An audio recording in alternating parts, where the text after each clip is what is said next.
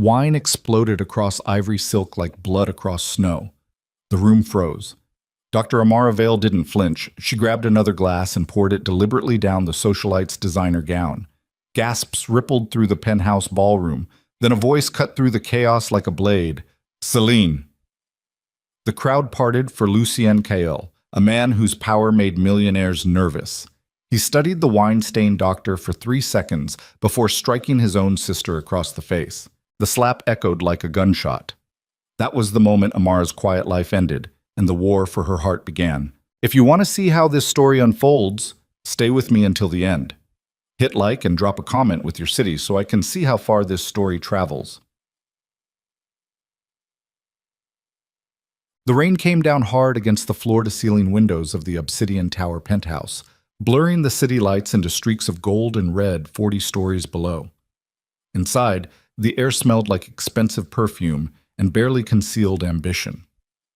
Crystal chandeliers threw cold light across marble floors while waiters in black moved silently between clusters of people who smiled too wide and laughed too loud at jokes that weren't funny. Dr. Amara Vale stood near the windows holding a champagne flute she hadn't touched, watching the storm outside and wondering why she'd said yes to coming here at all.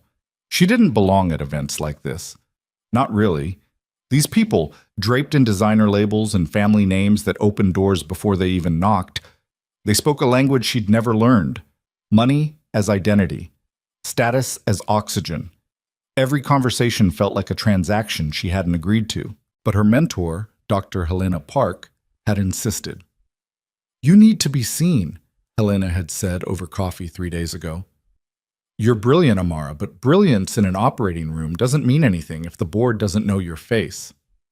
So here she was, 28 years old, one of the youngest trauma surgeons at Crescent General Hospital, wearing an ivory silk dress that cost a month's rent and already counting the minutes until she could leave. She adjusted the thin strap on her shoulder and caught her reflection in the dark glass. Exhaustion lived behind her eyes even when she smiled. 12-hour surgeries did that. So did carrying the weight of other people's lives on her hands while pretending it didn't follow her home at night. "Dr. Vale," Amara turned. A woman in her 50s stood beside her holding a martini, her gray hair pulled back tight, her expression sharp and assessing. Margaret Chen, one of the hospital's major donors, wealthy enough to have an entire wing named after her late husband. "Mrs. Chen." Amara straightened slightly, forcing herself into professional warmth. "I didn't know you'd be here. I wouldn't miss it." Margaret's smile didn't reach her eyes. "Though I'm surprised to see you.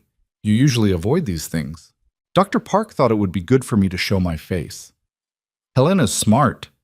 Margaret sipped her drink, studying Amara like she was deciding whether to buy her. "You've been making quite the impression at Crescent. That gunshot case last month, the teenager everyone said wouldn't make it. I heard you stayed in surgery for 16 hours. 15, Amar corrected quietly. "And it wasn't just me, the whole trauma team.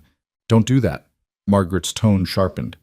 "Don't minimize yourself. It's unbecoming." Amara blinked. Margaret leaned closer, lowering her voice. "You're talented. You're young. You're a woman in a field that still treats you like a guest instead of a surgeon. Own it. Because if you don't, someone else will take credit for your work and you'll spend the next 20 years wondering why you're still in attending while mediocre men become chiefs." The words landed like a diagnosis. Amara opened her mouth to respond, but Margaret was already walking away, disappearing into the crowd with the ease of someone who'd learned how to weaponize exits. Amara exhaled slowly and took a sip of champagne she didn't want. This was exactly why she hated these events. Everyone had advice. Everyone had opinions.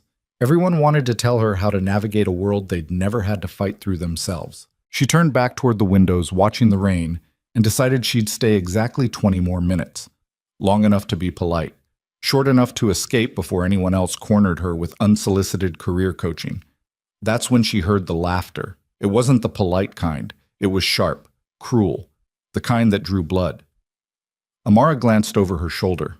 A woman stood near the center of the ballroom, surrounded by a small circle of admirers, mid-30s, blonde, draped in diamonds that caught the light like knives. Celine Voss.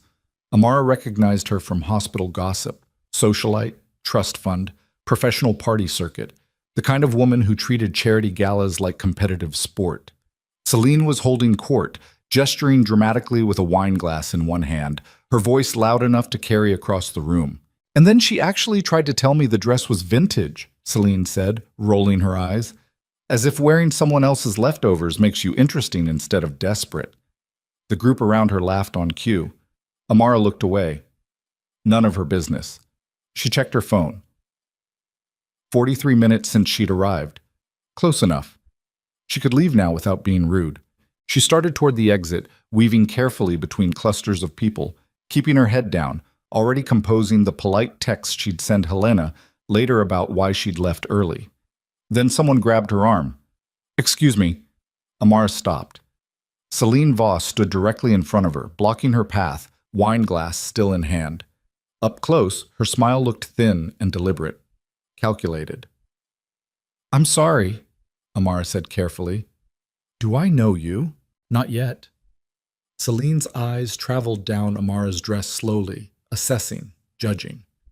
"But I know you. Dr. Amara Vale, right? Helena Park's little protege." The way she said little made Amara's jaw tighten. "I'm a colleague," Amara corrected evenly. "Not a protege." "Right." Celine's smile widened. "Of course.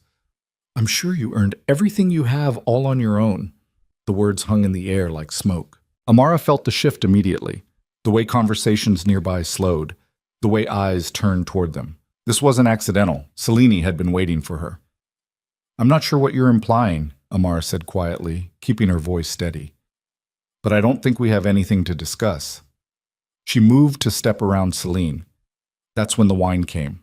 It happened fast, too fast to dodge. Crimson liquid exploded across the front of Amara's ivory dress, soaking through silk, cold and sharp against her skin. The glass slipped from Celine's hand, perfectly choreographed, and shattered against the marble floor. The ballroom went silent. Every conversation stopped. Every head turned. 100 pairs of eyes locked onto Amara standing frozen in the center of the room, wine dripping down her dress like evidence. Celine gasped loudly, covering her mouth with one hand. "Oh my God," she said, her voice dripping with fake concern.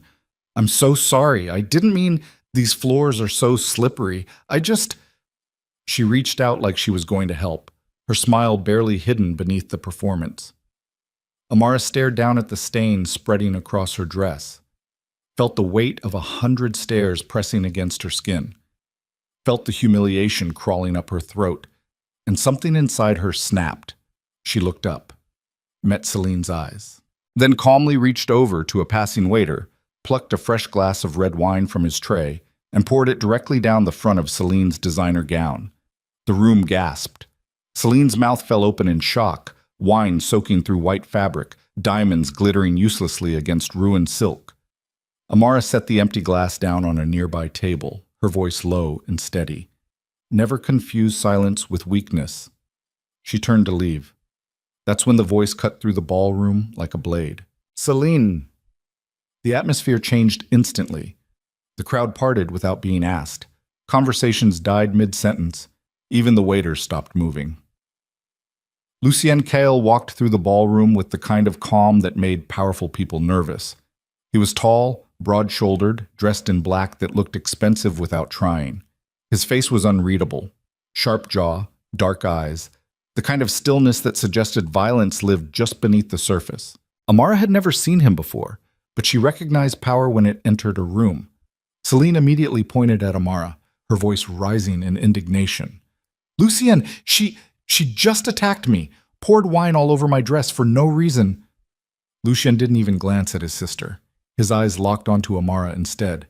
He studied her face for 3 long seconds, read the wine staining her dress, the shattered glass at her feet, the exhaustion and anger barely contained behind her calm expression. Then he turned to Celine and struck her across the face. The slap echoed through the ballroom like a gunshot. Celine stumbled back, hand flying to her cheek, eyes wide with shock. The crowd collectively held its breath. Lucien's voice was cold, controlled.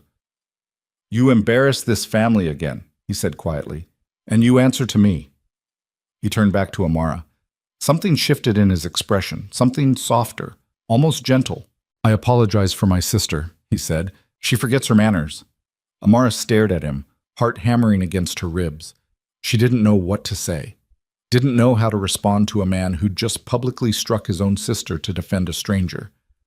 Her voice caught. I didn't need you to do that. I know. His eyes held hers. But she needed to learn. Then he stepped aside, clearing a path to the exit. Amara walked past him without another word, feeling his gaze follow her all the way to the elevator. Behind her, the ballroom exploded into whispers. What? Amara sat in the back of a cab 20 minutes later, still shaking. Not from fear, from rage. She'd spent years building her career, years proving herself in operating rooms where older surgeons second-guessed her decisions, years swallowing condescension and smiling through dismissals and working twice as hard for half the recognition. And in one night, Celine Voss had tried to humiliate her in front of the most powerful people in the city. For what? Entertainment? Amara pressed her forehead against the cold window, watching the rain blur the city lights into streaks of color. She didn't cry. She never cried. But she wanted to. Her phone buzzed. Helena Park. Amara answered. Are you okay? Helena's voice was tight with concern. Margaret just called me. She said, I'm fine. Amara's voice came out flat. I'm going home. Amara, listen to me. What Celine did was disgusting, but Lucien Kyle publicly defending you. Do you understand what that means? It means I'm now tangled up with people I don't want anything to do with. Helena sighed. Lucien Kale owns half the real estate in this city.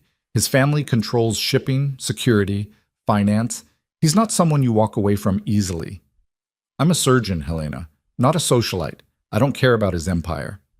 Maybe not, but he clearly cares about you. Amara hung up. Malkik. 3 days later, Lucien Kale walked into Crescent General Hospital.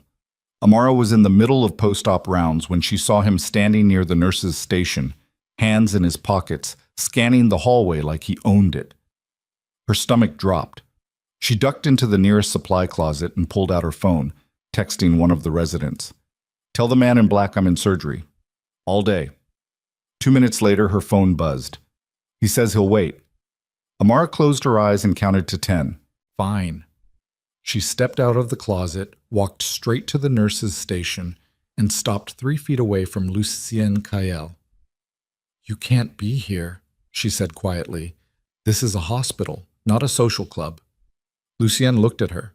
Up close, his eyes were darker than she remembered, tired, like he hadn't slept in days. My grandmother had surgery yesterday, he said calmly. I came to check on her. Amara blinked. She's on the cardiac floor, 3rd wing. You're in trauma. I know. He didn't move. I wanted to see you first. Why? Because I owe you an apology.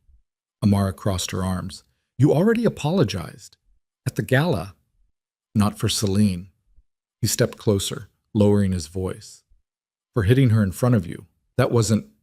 I shouldn't have done that. Amara studied his face, trying to read him. You regret defending me? I regret the method. His jaw tightened, but not the intent. Silence stretched between them. Amara exhaled slowly. Your grandmother, she said finally. What's her name? Alara Kyle. I'll check on her. Amara turned to leave. But after that, we're done.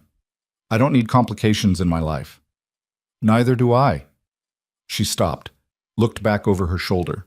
Lucien's expression was unreadable. But you walked into my head 3 days ago, he said quietly, and I haven't been able to think about anything else since. Amara's heart stuttered. She forced herself to turn away, walking down the hallway without responding, but she felt his eyes on her the entire way. Bats. Lucien's grandmother was recovering well. Amara checked her charts, adjusted her medication, and spent 20 minutes answering questions about post-surgical care. Alara Kyle was sharp, elegant, and far too observant. You're the one from the gala, Alara said suddenly, her eyes narrowing. The doctor my grandson defended. Amara hesitated. I didn't realize you knew about that. Everyone knows about that. Alara smiled faintly. Lucien doesn't defend people. Not publicly. Not ever. Maybe he just hates his sister. Alara laughed, a dry, knowing sound. He does, she admitted. But that's not why he hit her. Amara didn't respond. Alara leaned forward slightly, her voice dropping. My grandson is dangerous, Dr. Vale. He's built an empire on control and fear and calculated violence. But he's also capable of extraordinary loyalty to the people he chooses to protect. She paused.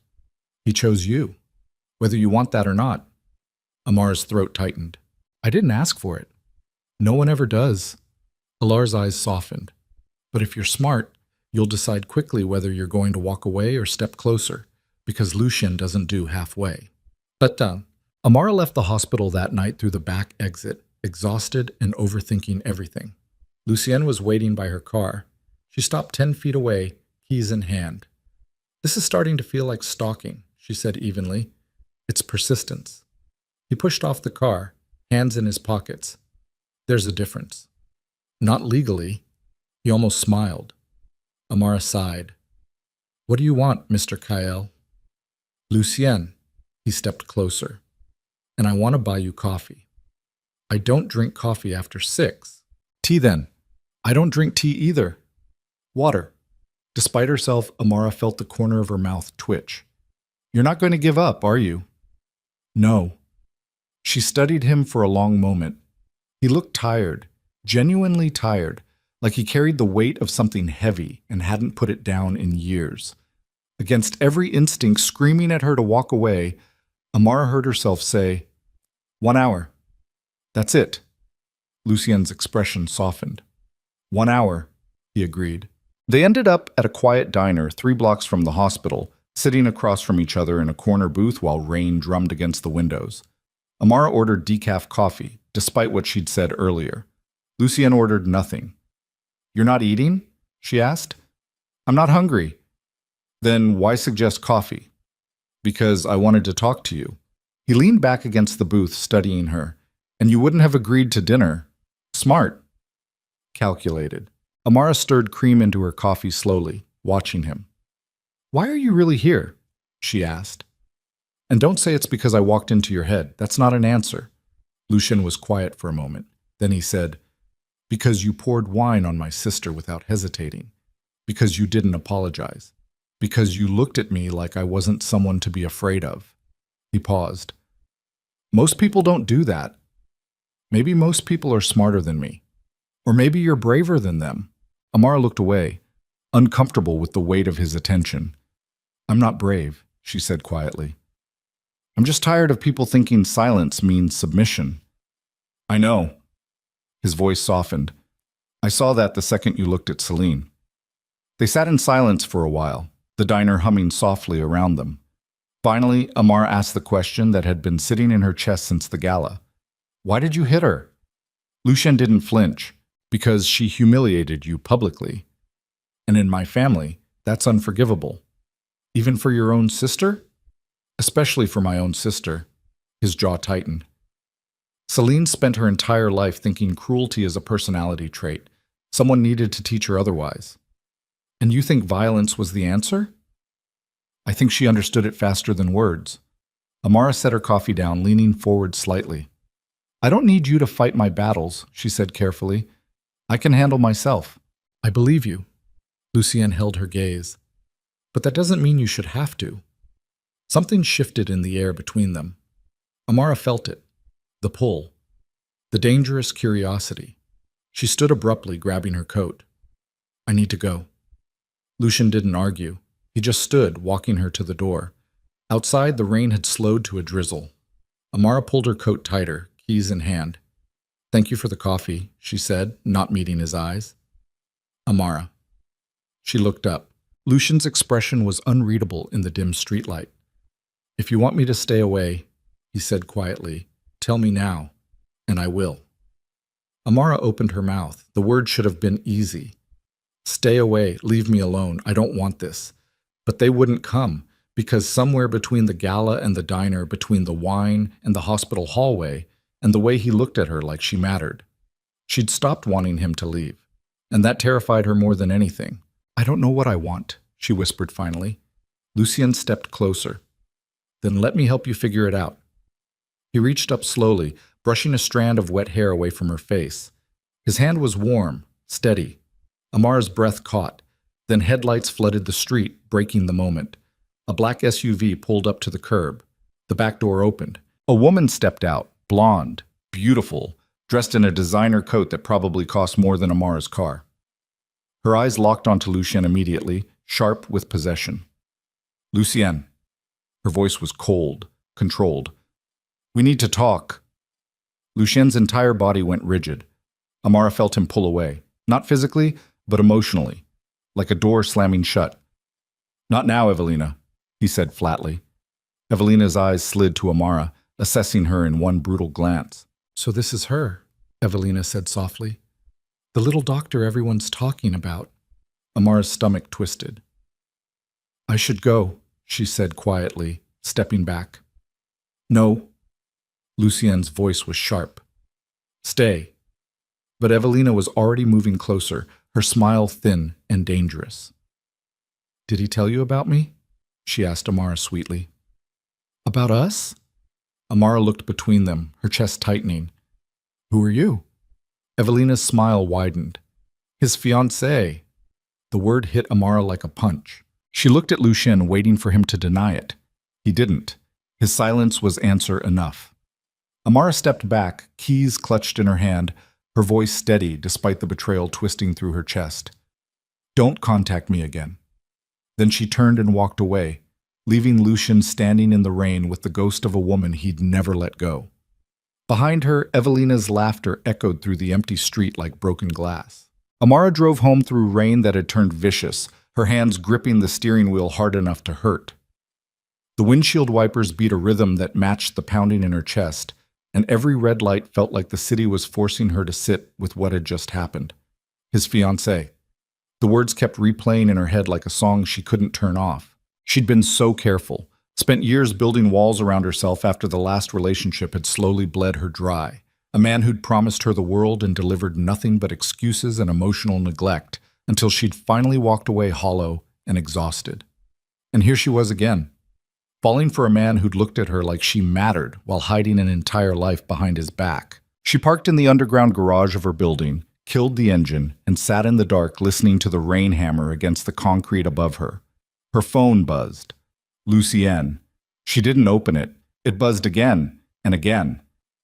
On the fourth buzz, she turned the phone off completely and got out of the car. Her apartment was small and quiet, the kind of space that felt safe precisely because nobody else lived there. She dropped her keys on the counter, peeled off her coat, and stood in the dark kitchen for a long time doing absolutely nothing. Then she poured herself a glass of water she didn't drink and finally let the exhaustion hit her. Not tears, just bone-deep tiredness, the kind that came from realizing you'd been stupid enough to hope again. Lucien stood in the rain long after Amara disappeared around the corner, his jaw locked tight, fury coiling through his chest like barbed wire. Evelina stood beside her SUV, arms crossed, that infuriating smile still plastered across her face. "That went well," she said lightly. Lucien turned on her. "Get in the car." "Excuse me?" "Get in the car." His voice was deadly quiet. "Before I do something we'll both regret." Evelina's smile faltered. She got in. Lucien slid into the back seat beside her and slammed the door hard enough to make the driver flinch. The SUV pulled away from the curb, and for 30 seconds nobody spoke. Then Lucien broke the silence with a voice like ice. "What the hell was that?" Evelina adjusted her coat, smoothing invisible wrinkles. "I was protecting you." "From what?" "From making a mistake." She turned to face him, her expression sharp. "You think I don't know what's happening? You've been obsessed with that doctor since the gala. Everyone's talking about it, Lucien. Your sister, your board members. People are starting to wonder if you've lost control." "I never had control over you." His eyes bored into hers. "We ended 2 years ago, Evelina. You don't get to call yourself my fiancée anymore." "Technically, we never formally ended the engagement." "I caught you in bed with another man." Lucien's voice was flat, brutal. "That ended it." Evelina flinched. For a moment, something raw flickered across her face. Shame, maybe, or regret. But it disappeared just as quickly behind the mask she wore so well. "That was a mistake," she said quietly. I was confused, lost. You were always working, always focused on the business, and you fucked someone else. Lucian cut her off. Multiple people, actually, for years. Don't rewrite history to make yourself feel better. Evelina's jaw tightened. I made mistakes, Lucien, I admit that. But so did you.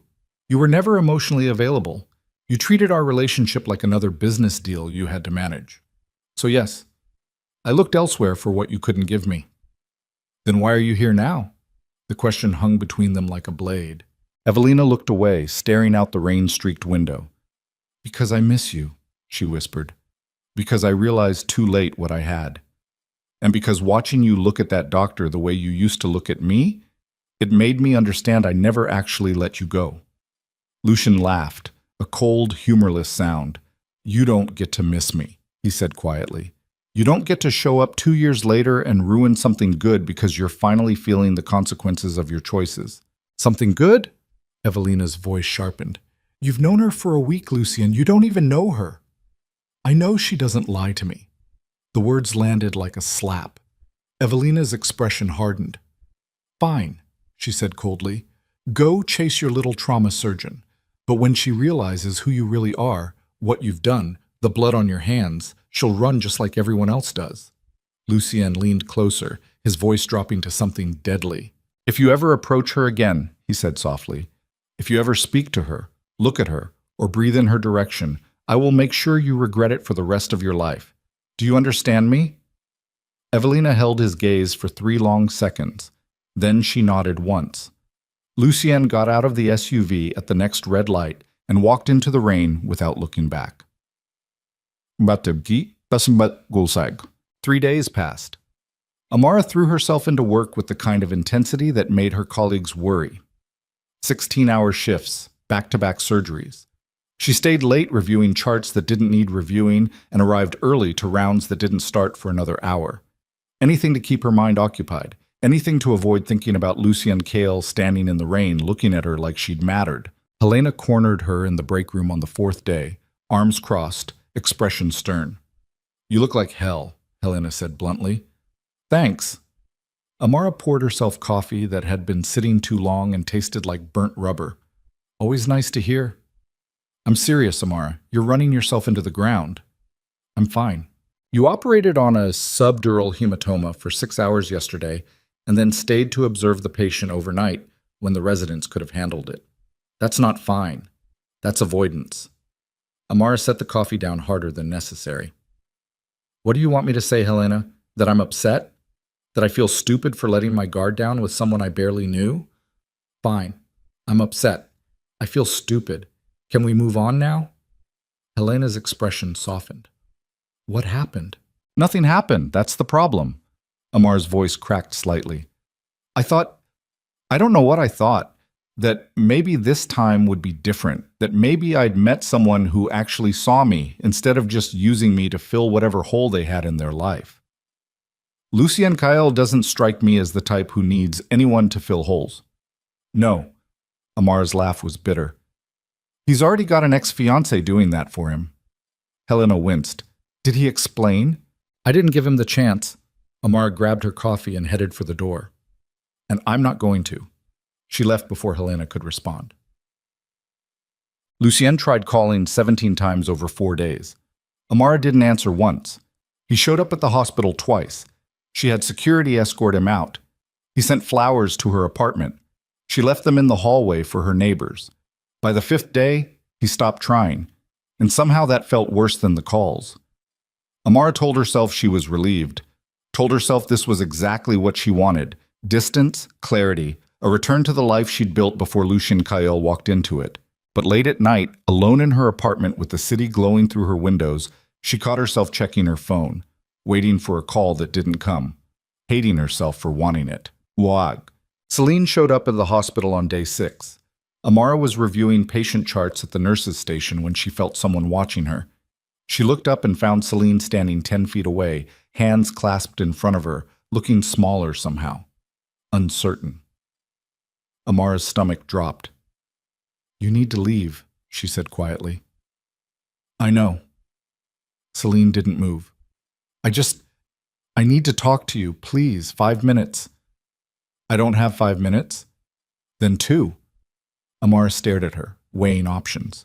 Every instinct screamed at her to walk away, to refuse, to make Celine feel even a fraction of the humiliation she'd inflicted at the gala. But something in Celine's expression stopped her. She looked genuinely afraid. 2 minutes, Amara said finally. Outside. They walked to a small courtyard behind the hospital, away from patients and staff. The sky was gray and heavy, threatening rain. Celine wrapped her arms around herself like she was cold despite the mild temperature. I'm sorry, Celine said immediately. For the gala, for the wine, for everything. Amara crossed her arms. Okay. That's it? Just okay? What do you want me to say? That I forgive you? I don't.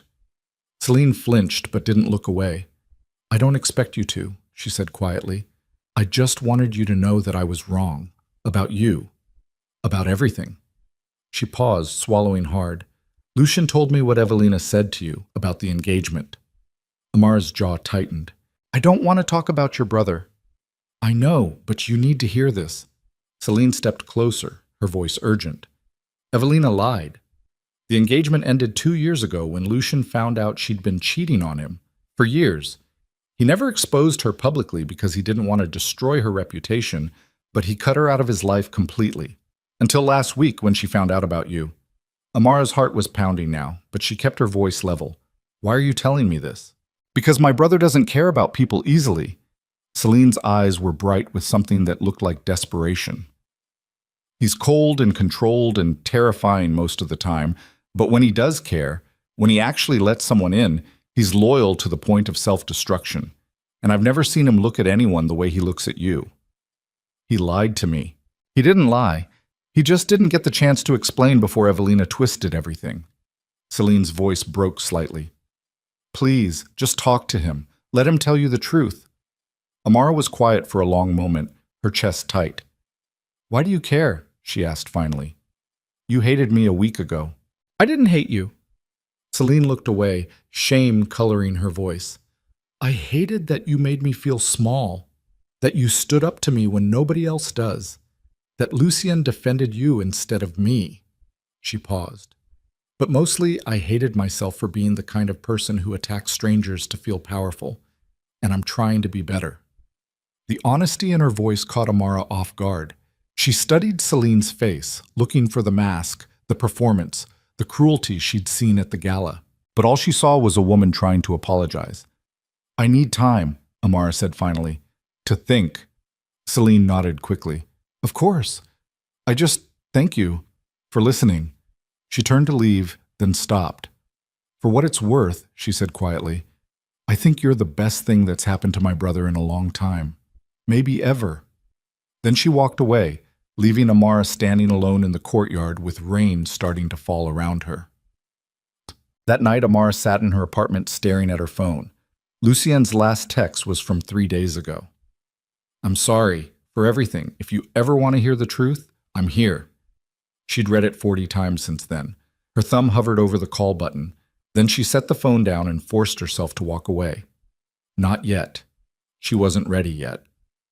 2 days later, everything changed. Amara was leaving the hospital late, nearly midnight, exhausted from a brutal shift that had included 2 emergency surgeries and a code blue that had lasted 40 minutes. She walked through the parking structure alone, keys in hand, her footsteps echoing against concrete. She didn't notice the 2 figures waiting by her car until she was 10 feet away. Evelina and Celine. Amara stopped. Her heart kicked hard against her ribs, adrenaline flooding her system instantly. Evelina smiled, cold and sharp. Dr. Vale, she said pleasantly, we need to talk. No, we don't. Amara's voice stayed steady despite the fear crawling up her spine. Move away from my car. Or what? Evelina stepped closer. You'll call security? Please. By the time they get here, this conversation will be over. Celine moved to flank Amara's other side, blocking her path back to the elevator. Amara's mind raced, calculating exits, distances, options. She was alone. Late. In a parking structure with no cameras in this corner. Nobody knew she was here. What do you want? Amara asked quietly. I want you to understand something. Evelina's voice was soft, deadly. Lucien Kael belongs to me. He always has. And whatever little fantasy you've been building in your head about him, it ends tonight. I'm not interested in your ex-fiancé. Liar! Evelina's eyes flashed. You've been avoiding him for a week because you care. Because he got under your skin. And that's the problem. She pulled something from her coat pocket. A knife. Small. Folding. The kind someone might carry for self-defense. Amara's stomach dropped, but she didn't move. You're going to leave him alone, Evelina continued, her voice eerily calm. You're going to stop working at this hospital. You're going to disappear from his life completely. And if you don't... She let the threat hang in the air. Amara looked between them, heart hammering. Celine looked uncertain now, her earlier confidence cracking. Evelina, Celine said quietly, this isn't... We talked about scaring her, not... Shut up. Evelina didn't take her eyes off Amara. You wanted to help. So help. Hold her. Celine hesitated. Then she grabbed Amara's arm. That's when Amara moved. Years ago, during her second year of medical school, a man had followed her home from the library. He'd cornered her in an alley, put his hands on her, tried to drag her into the dark. She'd frozen, terrified, helpless. He'd gotten 3 steps before someone else intervened, but those 3 steps had lived in Amara's nightmares for months afterward. After that night, she'd made herself a promise.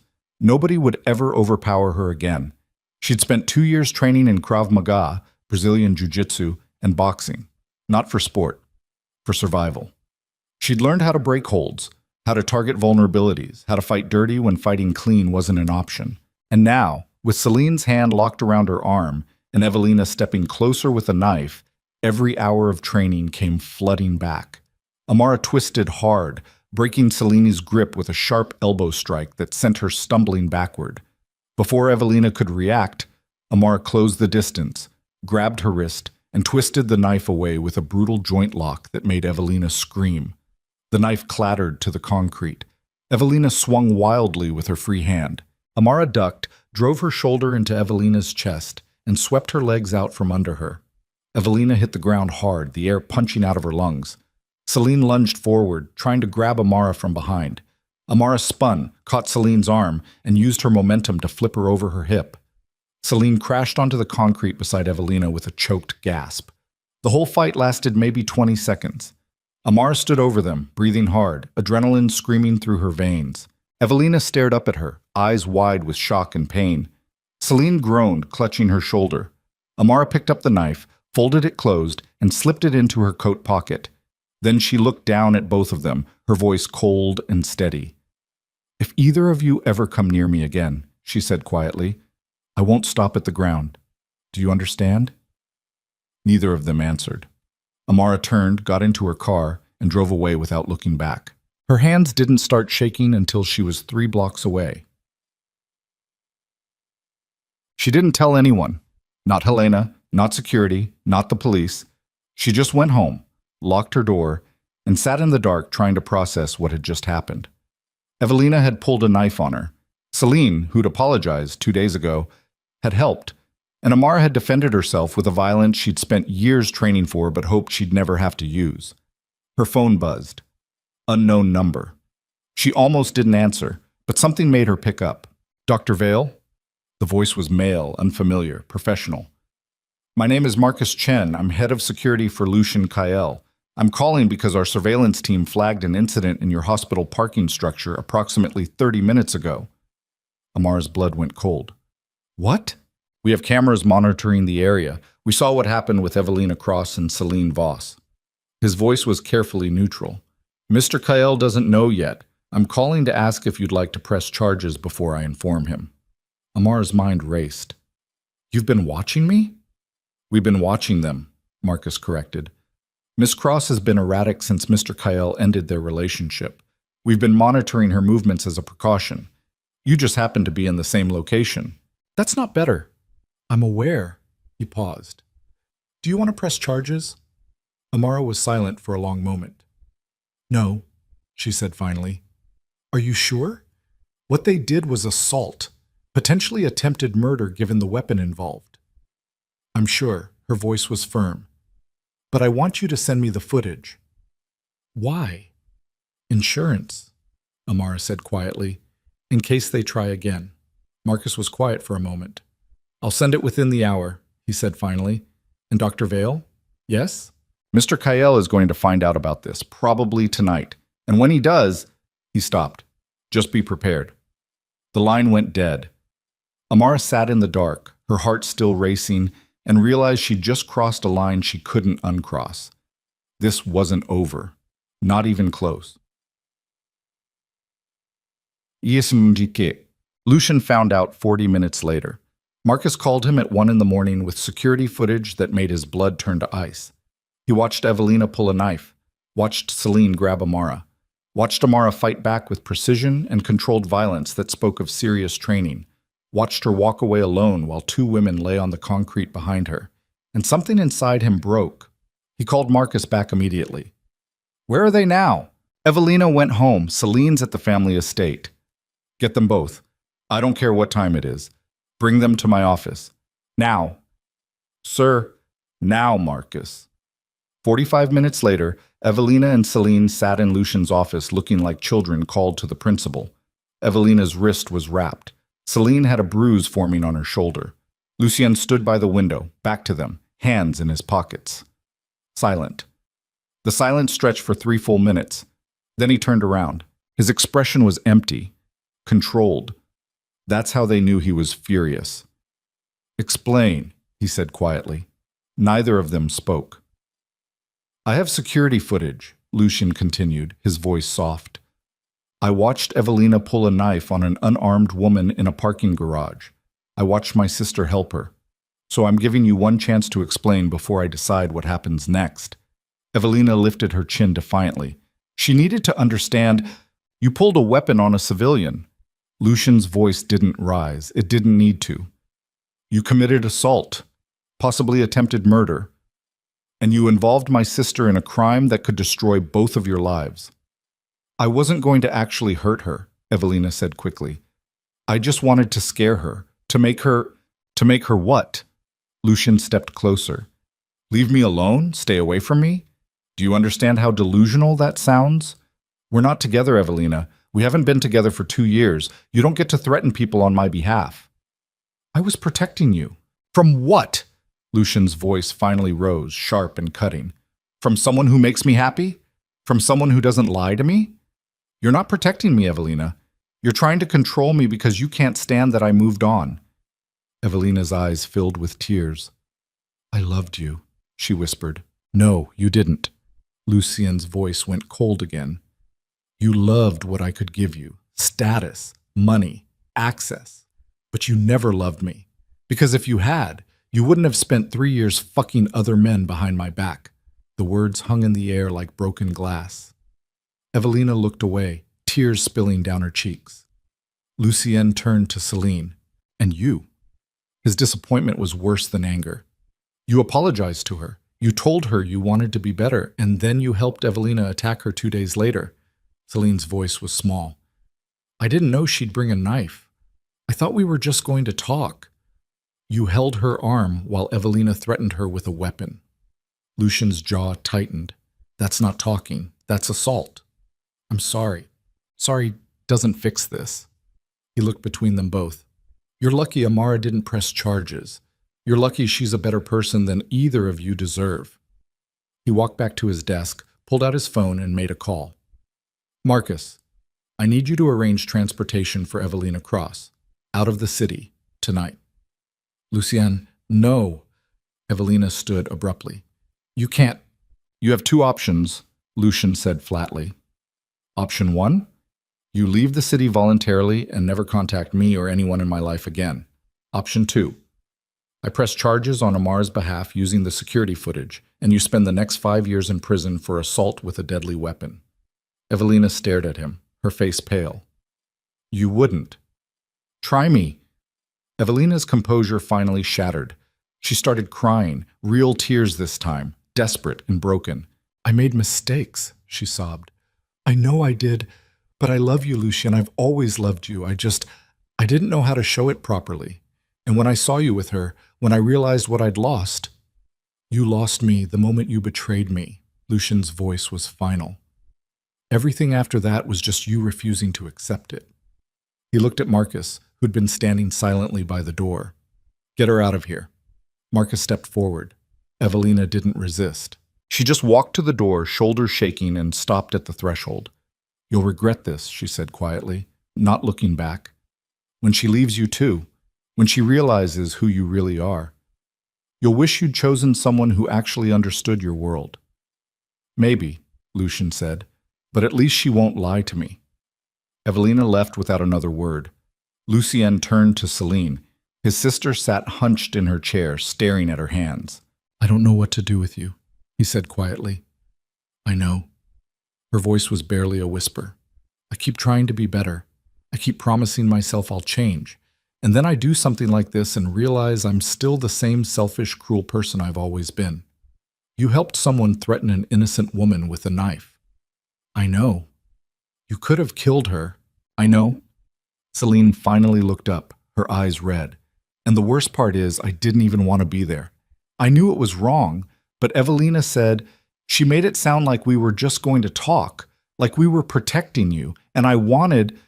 Her voice broke. I wanted you to see that I could be useful, that I could help, that I wasn't just the embarrassment you have to manage. Lucien was quiet for a long time. Then he walked over and sat in the chair beside her. You're not an embarrassment, he said finally, his voice softer. You're my sister, and I love you, but I can't keep protecting you from the consequences of your choices. I know. You need help, Celine, real help, therapy, maybe rehab, something to figure out why you keep hurting people to feel powerful. Celine nodded, tears streaming down her face. Okay, she whispered. Lucien pulled her into a hug, brief, awkward, but genuine. I'm going to arrange for you to stay at a facility outside the city, he said, somewhere quiet, safe, where you can actually work on yourself without distractions. And when you come back, if you come back, you start over, clean slate. But you have to earn it. Okay. And Celine? Yeah? If you ever go near Amara again, for any reason, you're not my sister anymore. Do you understand? Celine pulled back, looking at him with something that might have been respect. I understand. Lucien stood. Marcus will drive you home. Pack a bag. You leave tomorrow morning. After she left, Lucien stood alone in his office, staring out at the city. Dawn was starting to break, painting the sky in shades of gray and gold. He'd spent 2 years building walls around himself after Evelina's betrayal. 2 years convincing himself he was better off alone, that relationships were liabilities, that caring about someone only gave them power to destroy you. And then Amara Vale had walked into that ballroom and poured wine on his sister without hesitating. And for the first time in years, he'd felt something other than anger.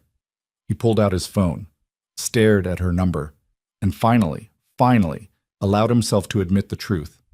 He was in love with her, and he had no idea if she'd ever forgive him. Amara went to work the next morning running on 3 hours of sleep and black coffee. She moved through her rounds on autopilot, checking vitals, reviewing charts, talking to patients without really hearing them. Her body ached from the fight. Her knuckles were bruised. Her shoulder throbbed where Celine had grabbed her. But she didn't stop moving. If she stopped, she'd have to think. And if she thought, she'd have to confront the fact that 2 women had attacked her last night with a knife, and she'd barely told anyone. Helena caught her in the hallway between patient rooms. You look worse than yesterday, Helena said bluntly. Bad night. Want to talk about it? Not even a little bit. Helena studied her face for a moment, then sighed. Lucien Kale is in the lobby, she said quietly. Security called me 20 minutes ago. He's been asking for you. Amara's stomach dropped. Tell him I'm busy. I already did. He said he'll wait. Then tell him I left. Amara. I don't want to see him, Helena. Amara's voice was tight. I don't want to talk to him. I don't want anything to do with him or his family or the nightmare his life has become. So please, just make him leave. Helena was quiet for a moment. What happened last night? Amara looked away. Nothing I couldn't handle. That's not an answer. It's the only one you're getting. Before Helena could respond, Amara's pager went off. Trauma incoming, GSW to the chest. 3 minutes out. Amara was already moving. I have to go.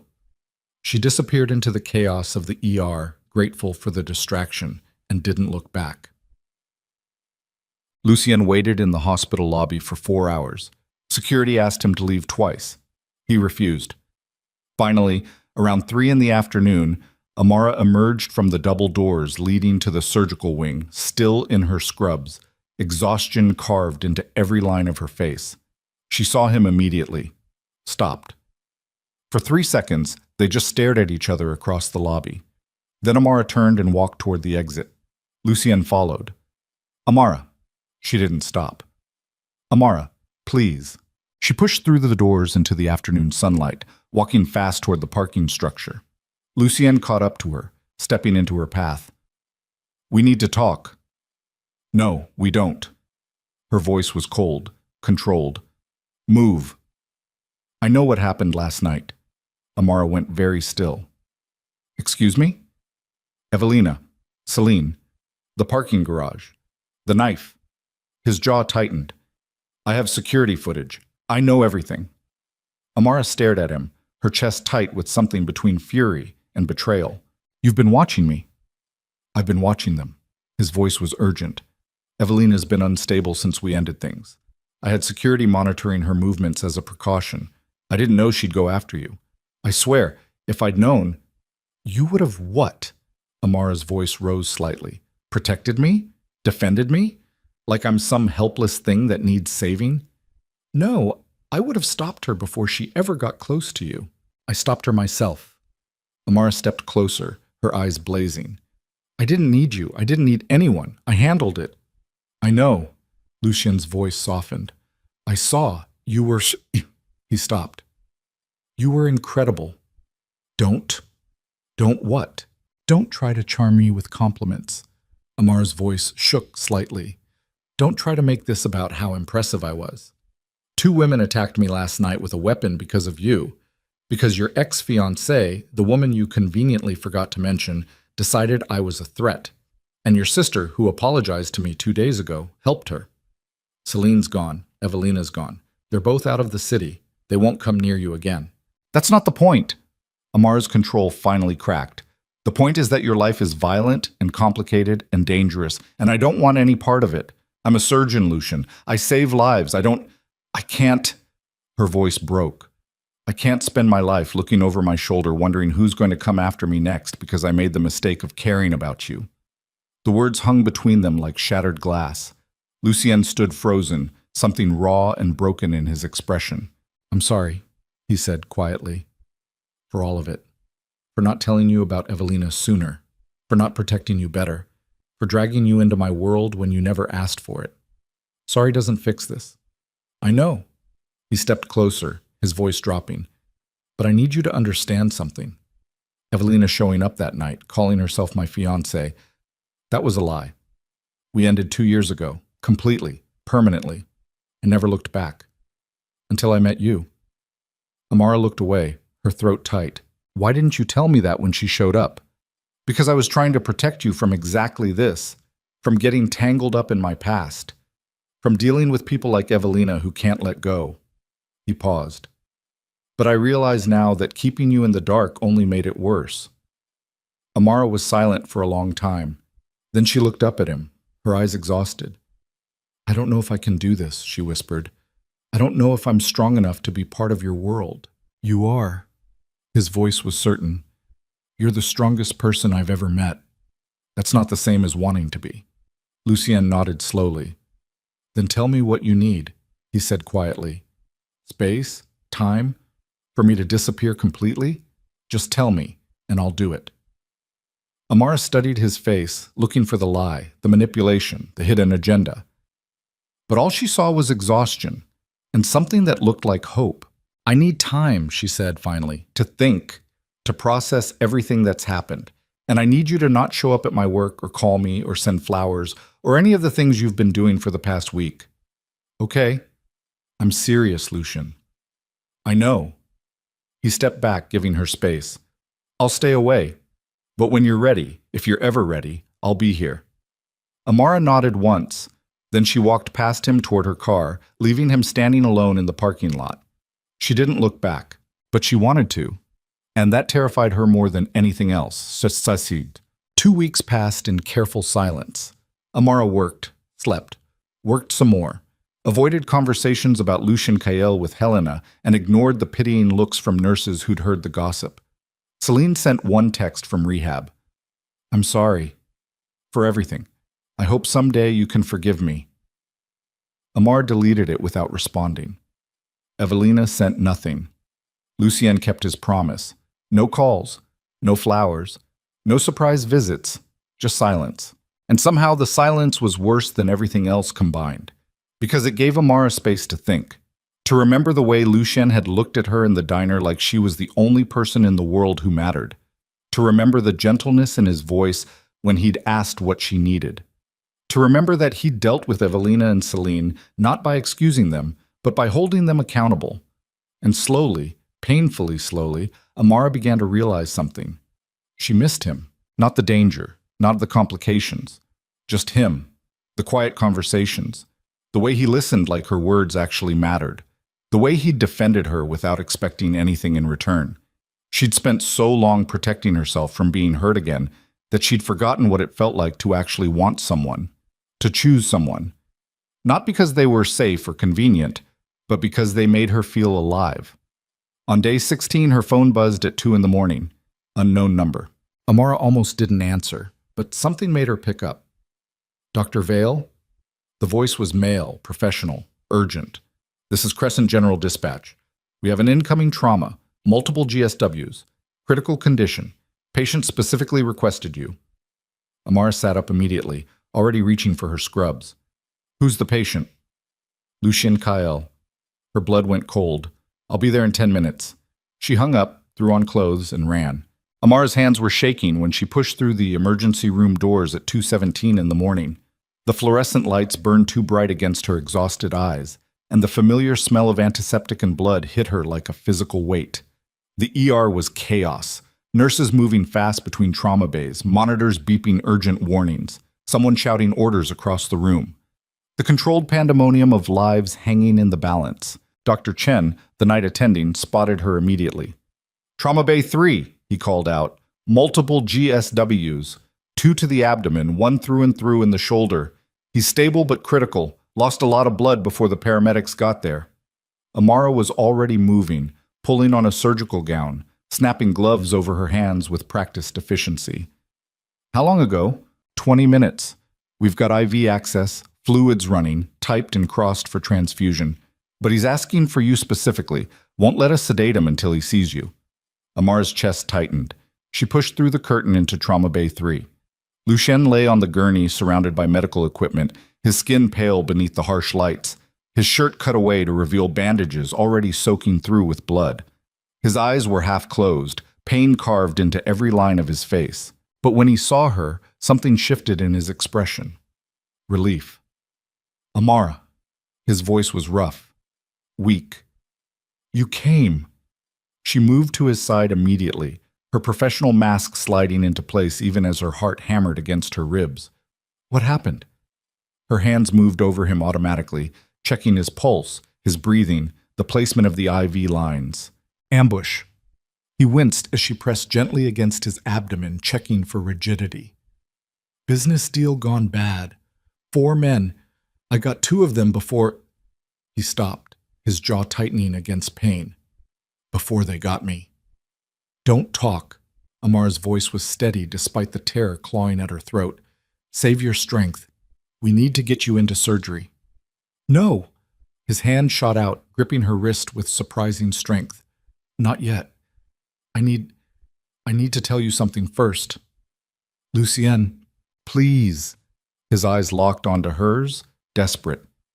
"In case I don't make it, you're going to make it." Her voice was firm, final. "I'm not letting you die." "Amara, I said no." She pulled her wrist free, already turning to Dr. Chen. "Get him prepped for surgery, now. I want a full trauma panel, cross-match for 6 units, and an OR ready in 5 minutes." Dr. Chen nodded and started barking orders. Lucien's hand found hers again, weaker this time. I'm sorry, he whispered, for all of it, for dragging you into my world, for not being honest sooner, for stop apologizing and start fighting. Amara squeezed his hand once, her voice softening slightly. I'll see you on the other side. Then she let go and walked out to scrub in. The surgery took 6 hours. 2 bullets had perforated his small intestine. 1 had nicked his liver. The shoulder wound was clean, through and through like Chen had said, but the internal damage was extensive. Amara worked with the kind of focused intensity that made the rest of the trauma team move around her like water around stone. Her hands were steady. Her decisions were quick and precise. She didn't allow herself to think about whose body she was operating on. Just the anatomy, the bleeding, the damage that needed repair. When they finally closed, the sun was rising outside the OR windows, painting the sky in shades of pink and gold. Amara stripped off her gloves, her gown, and stood at the scrub sink washing her hands for longer than necessary. Dr. Chen appeared beside her. That was impressive work, he said quietly.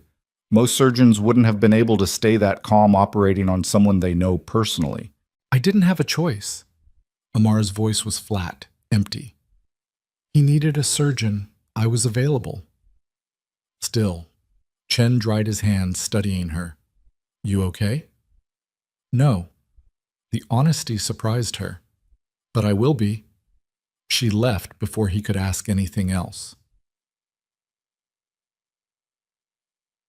Lucien woke up 12 hours later in the ICU with tubes running out of his body and pain medication making everything feel distant and soft. Amara sat in a chair beside his bed, still in her scrubs, her head tipped back against the wall, eyes closed. Not asleep, just exhausted. Hey. His voice came out like gravel. Her eyes opened immediately. For a moment they just looked at each other. Then Amara leaned forward, checking his vitals with professional efficiency. How do you feel? Like I got shot 3 times. Accurate assessment. Her tone was dry, but he caught the relief underneath it. You're lucky. Another inch to the left on that abdominal wound and you'd have bled out before the paramedics arrived. Lucky. Lucien tried to smile, but it came out more like a grimace. That's one word for it. Amara sat back in her chair, her expression unreadable. What happened, Lucien? And don't give me the sanitized version. I want the truth. He was quiet for a long moment. Then he started talking. I have enemies, he said slowly. People who want what I've built. What my family controls, shipping routes, import licenses, territories. He paused, his jaw tightening. Most of them are smart enough to negotiate, to find compromises. But there's a new player in the city. Victor Molina. He doesn't believe in compromise. So he tried to kill you. He tried to send a message. Lucien's eyes were hard despite the pain medication. That he's not afraid of me. That he's willing to escalate. That if I don't give him what he wants, he'll take it. Amara was silent, processing. And what does he want? Everything. Lucien's voice was bitter. My shipping contracts, my security networks, access to the Port Authority. He wants to turn this city into his personal empire, and I'm standing in his way. So what happens now? Now I recover, and then I handle him. The way he said handle made Amara's stomach twist. You mean kill him? Lucien didn't answer. Amara stood abruptly, pacing to the window, her arms wrapped around herself. This is what I was afraid of, she said quietly. This violence, this constant danger, this world where people get shot over business deals and nobody blinks. I know. Do you? She turned to face him, her voice rising slightly. Because from where I'm standing, it looks like you're trapped in a cycle you can't escape. And anyone who gets close to you gets dragged into it too. That's why I stayed away. His voice was rough. Like you asked, because I knew, I've always known, that my life isn't safe for people like you. People who are good, who save lives instead of taking them. Then why did you ask for me? The question came out sharper than she intended. Why specifically request me when you could have had any surgeon in this hospital? Lucien met her eyes. Because if I was going to die, he said quietly, I wanted your face to be the last thing I saw. The words hit her like a physical blow. Amara turned back to the window, her throat tight, her chest aching with something she didn't want to name. "You can't say things like that to me," she whispered. "Why not?" "Because it makes it harder to walk away." Silence stretched between them. Then Lucian said, "So don't." Amara closed her eyes. "It's not that simple." "It is." His voice was firm despite the weakness. "You either want this, want me, or you don't. Everything else is just fear. Fear keeps me alive. Fear keeps you alone." The words landed like a diagnosis. Amara stood frozen by the window, her reflection staring back at her in the glass, and realized he was right. She'd spent years building walls to protect herself from being hurt again, years convincing herself that being alone was safer than being vulnerable, that control was better than connection. And it had worked, until Lucien Kael walked into her life and made her want something more. Before she could respond, the door opened. A woman in her 60s entered, elegant, composed, moving with the kind of authority that suggested she was used to commanding rooms. Elara Kael, Lucien's grandmother. Her eyes swept over Lucien in the hospital bed, then landed on Amara. "Dr. Vale." Her voice was cool, but not unkind. "I understand you saved my grandson's life." "I did my job." "Your job." Alara's mouth curved slightly. "Most surgeons wouldn't have operated on someone they're emotionally involved with. Too much risk, too much liability. But you did anyway." Amara's spine straightened. "I was the best surgeon available." "Yes, you were." Alara moved closer, studying Amara like she was evaluating a business acquisition. "Which is why you're exactly the kind of woman my family needs." "I'm not interested in being part of your family." "Not yet." Alara's smile was knowing. "But you will be. Because my grandson has chosen you. And when a Kael chooses someone, they don't let go easily." She turned to Lucian. "We need to talk. Privately." Amara took the dismissal for what it was. She grabbed her coat and headed for the door, but Alara's voice stopped her. "Dr. Vale?" Amara looked back. "Thank you," Alara said quietly, "for giving me more time with him." Amara nodded once and left. Nichts. She went home, showered, and tried to sleep. Failed. Her mind kept replaying the surgery, Lucian's blood on her hands, the way he'd looked at her like she was the only thing keeping him tethered to life. "If I was going to die, I wanted your face to be the last thing I saw." She rolled over, burying her face in her pillow, and finally let herself admit the truth. She was in love with him, completely, terrifyingly, irrevocably, and she had no idea what to do about it. 10. 3 days later, Lucien was transferred out of ICU to a private recovery room. Amara checked on him during her rounds, keeping things professional, maintaining distance. But every time she walked into his room, the air between them felt heavier. On the 4th day, Helena cornered her in the hallway. "You need to make a decision," Helena said bluntly. "About what?" "About Lucien Kael. About whether you're going to keep torturing yourself by pretending you don't care about him, or whether you're actually going to do something about it." Amara sighed. "It's complicated. It's only complicated because you're making it complicated." Helena's expression softened. "Look, I know you're scared. I know your last relationship left you feeling used and empty. But Lucien Kael is not that man. He's dangerous, yes. His world is violent, yes. But he's also loyal to the point of self-destruction. And he looks at you like you hung the moon. That's the problem." Amar's voice was quiet. "I don't want to be someone's moon. I don't want to be put on a pedestal and worshipped. I just want—" She stopped, searching for words. "I just want to be seen. As I am. Flaws and exhaustion, and all the messy, complicated parts I usually hide." "And you think he doesn't see that?" Amara was silent. Helena squeezed her shoulder. "Talk to him," she said gently. "Really talk to him. Before you make a decision you'll regret." Ishiman. That night, Amara went to Lucien's room after her shift ended. He was awake, sitting up slightly, reading something on his phone. He looked better, color returning to his face, the pain lines around his eyes less severe. He looked up when she entered. "Hey." "Hey." Amara closed the door behind her, suddenly nervous. How are you feeling? Better. He set his phone aside. Thanks to you. She moved closer, perching on the edge of the chair beside his bed. I need to ask you something, she said quietly, and I need you to be completely honest. Okay? Why me? Her voice was steady, but her hands were shaking slightly. You could have anyone, women who understand your world, who are comfortable with the violence and the danger and the power games. Why choose someone like me? Lucien was quiet for a long moment. Then he said, because you're the first person in years who looked at me and didn't see a weapon, didn't see someone to use or fear or manipulate. You just saw... He stopped, searching for words. You saw me, the man underneath all the rest of it, and you weren't impressed. Amara felt something crack open in her chest. I was impressed, she admitted softly. Terrified, but impressed. I know. His eyes held hers. That's what made it real. You didn't want anything from me except honesty, and I haven't had that in... His voice roughened. I can't remember the last time I had that. Amara reached out slowly, taking his hand. I'm scared, she whispered, of your world, of the violence, of losing myself trying to fit into a life I never asked for. Then don't fit. Lucien's grip tightened.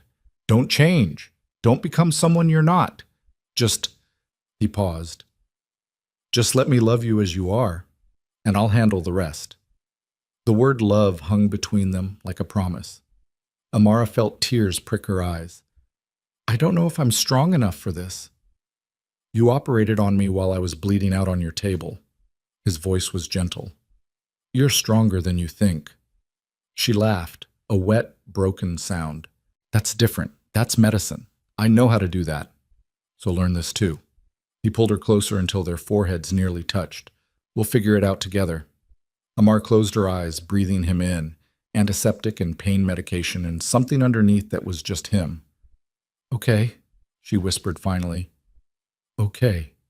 Then she kissed him, soft, careful, mindful of his injuries. Lucien's hand came up to cup her face, gentle and reverent, and kissed her back like she was something precious he'd been afraid to break. When they finally pulled apart, Amara was crying. I'm terrified, she admitted. Me too. Really? Really? He brushed a tear from her cheek. Because for the first time in my life, I have something to lose that actually matters. Rats. For 3 days, things were almost perfect. Lucien recovered quickly. Amara visited him between surgeries. They talked for hours about everything and nothing. Her childhood in a small town 2 states away, his complicated relationship with his family, the weight of carrying legacies neither of them had asked for. She learned he played piano, that he'd wanted to be an architect before his father died and left him the empire, that he hated mushrooms and loved thunderstorms and read poetry when he couldn't sleep. He learned she was terrified of deep water, that she'd almost quit medical school twice, that she sang off key in the shower and cried at sad movies, and kept a list of every patient she'd lost in a locked drawer she never opened. They were learning each other, building something real, and then everything fell apart. It started with a phone call. Amara was reviewing post-op notes in the doctor's lounge when her phone buzzed. Unknown number. She almost didn't answer, but something made her pick up. Dr. Vale? The voice was male, unfamiliar, cold. My name is Detective Marcus Gray. I need you to come down to the precinct. We have some questions about Lucien Kael. Her stomach dropped. What kind of questions? The kind better discussed in person. His tone left no room for argument. Can you be here in an hour? Yes, but I don't understand. You will. The line went dead. Amara stared at her phone, her heart pounding. Something was wrong. She called Lucien immediately. No answer. She tried again. Still nothing. She grabbed her coat and headed for his room, but when she got there, the bed was empty. Stripped. A nurse she didn't recognize was restocking supplies. Where's Mr. Kael? Amara asked, trying to keep her voice steady. Discharged this morning? The nurse didn't look up. Against medical advice, actually. His lawyer came and signed him out. His lawyer? Yeah. Said something about urgent business. He left about 2 hours ago. Amara felt cold dread settling into her bones. She called him again. Voicemail. Then she called the number the detective had given her and told them she was on her way. The police station was exactly what she expected. Fluorescent lights, scuffed linoleum floors, the smell of bad coffee, and institutional despair. Detective Gray met her in the lobby. Mid-40s, graying hair, eyes that had seen too much and believed too little. Dr. Vale, thank you for coming. He gestured toward a hallway. This way. He led her to a small interrogation room, concrete walls, metal table, 2 chairs bolted to the floor. Amara's medical training kicked in immediately, recognizing the setup for what it was. This wasn't a friendly conversation. This was an interrogation.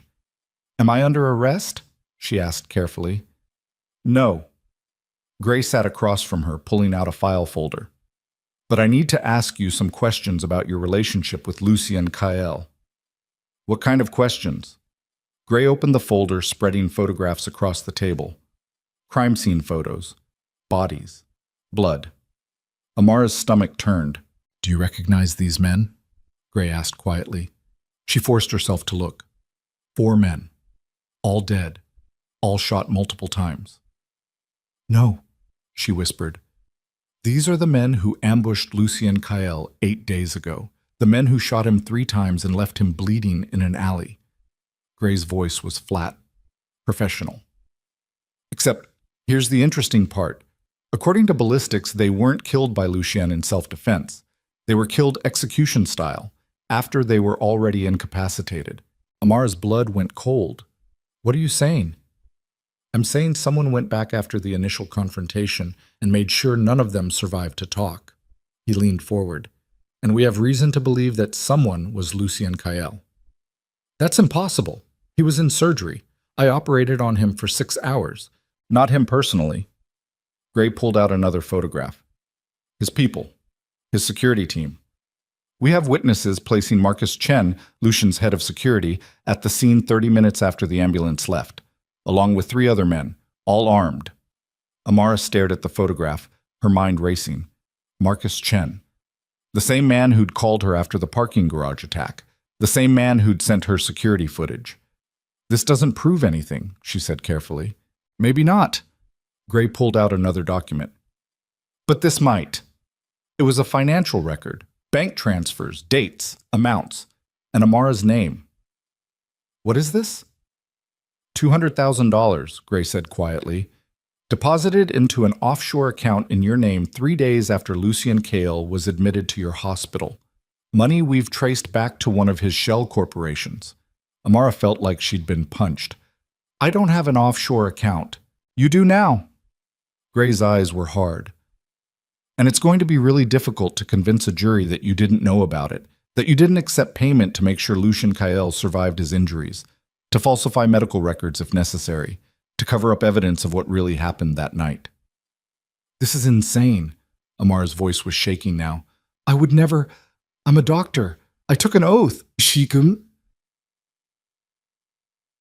I'm sure you did. Gray gathered up the photographs. But here's what it looks like from our perspective. Lucien Kael was shot during a botched assassination attempt. His team went back and executed the witnesses. Then he paid you $200,000 to make sure he lived and to keep quiet about what you might have heard while he was under your care. I didn't hear anything, and I certainly didn't take money from him. Then how do you explain the account? I can't. Amara's hands were shaking. Because I didn't know it existed until 30 seconds ago.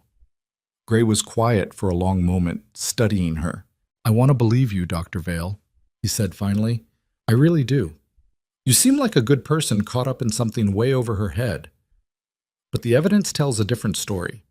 And unless you can give me something concrete, some proof that Lucien Kael set you up, some testimony about what he's really involved in, I'm going to have to assume you're complicit. Amara sat frozen, her mind spinning. This couldn't be happening. This couldn't be real. But the photographs were real. The financial records were real. And somewhere out there, Lucien Kael had disappeared the moment things got complicated. I need to make a phone call, she said quietly. You're not under arrest, Gray reminded her. You're free to leave any time. But if you walk out that door without cooperating, I can't protect you from what happens next. What happens next? Gray's expression was grim. Victor Molina, the man who ordered the hit on Lucien Kael, He knows about you now. Knows you saved Lucian's life. Knows you're connected to him. He paused. And in his world, that makes you a target. The words settled over Amara like ice water. So what are my options? Option 1. You cooperate with our investigation. Tell us everything you know about Lucian Kaol's operations. Help us build a case against him. In exchange, we put you in protective custody until we can neutralize the threat. And option 2? You go home and hope Melina's people get to Lucian before they get to you. Amara stood abruptly, her chair scraping against concrete. I need to think. You have 24 hours, Gray said flatly. After that, we move forward with or without you. And Dr. Vale? She stopped at the door.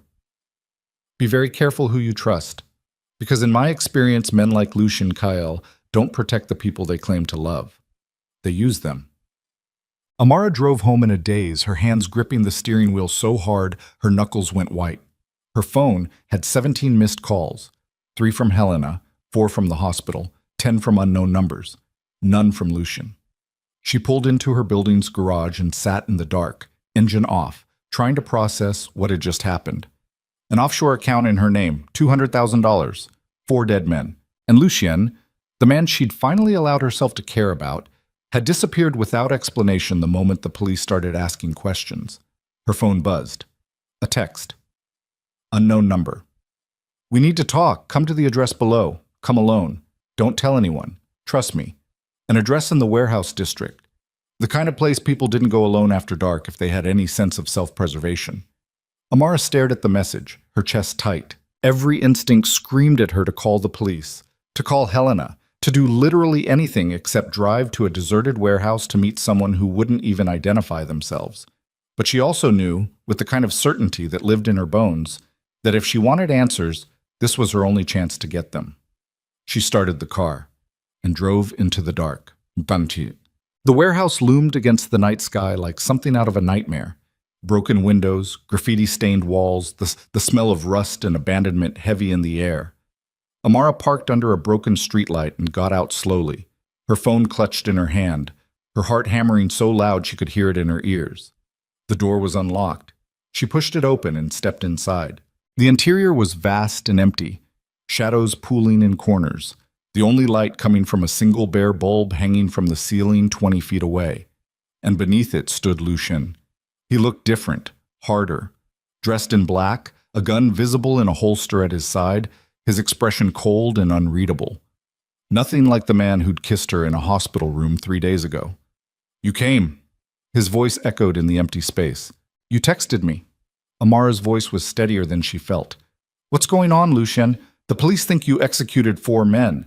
They have financial records showing you paid me off, and you discharged yourself from the hospital and disappeared without telling me. I know. That's it? You know? Her voice rose. I just spent 2 hours being interrogated by a detective who thinks I'm complicit in murder. So you need to start explaining, right now. Lucien stepped closer, his expression unreadable. I didn't set up that account, he said quietly, but I know who did. Who? Someone trying to frame both of us. Someone who wants me dead and you discredited so thoroughly that anything you say in my defense looks like a lie. Victor Molina. No. Lucian's jaw tightened. Someone closer. Amara felt her stomach drop. Who? Before he could answer, footsteps echoed from the shadows behind her. Amara spun. A figure emerged into the light. Alara Kael. Lucien's grandmother stood there looking elegant and composed, a small pistol held loosely in one hand. Hello, Dr. Vale, she said pleasantly. I'm glad you could join us. We have so much to discuss.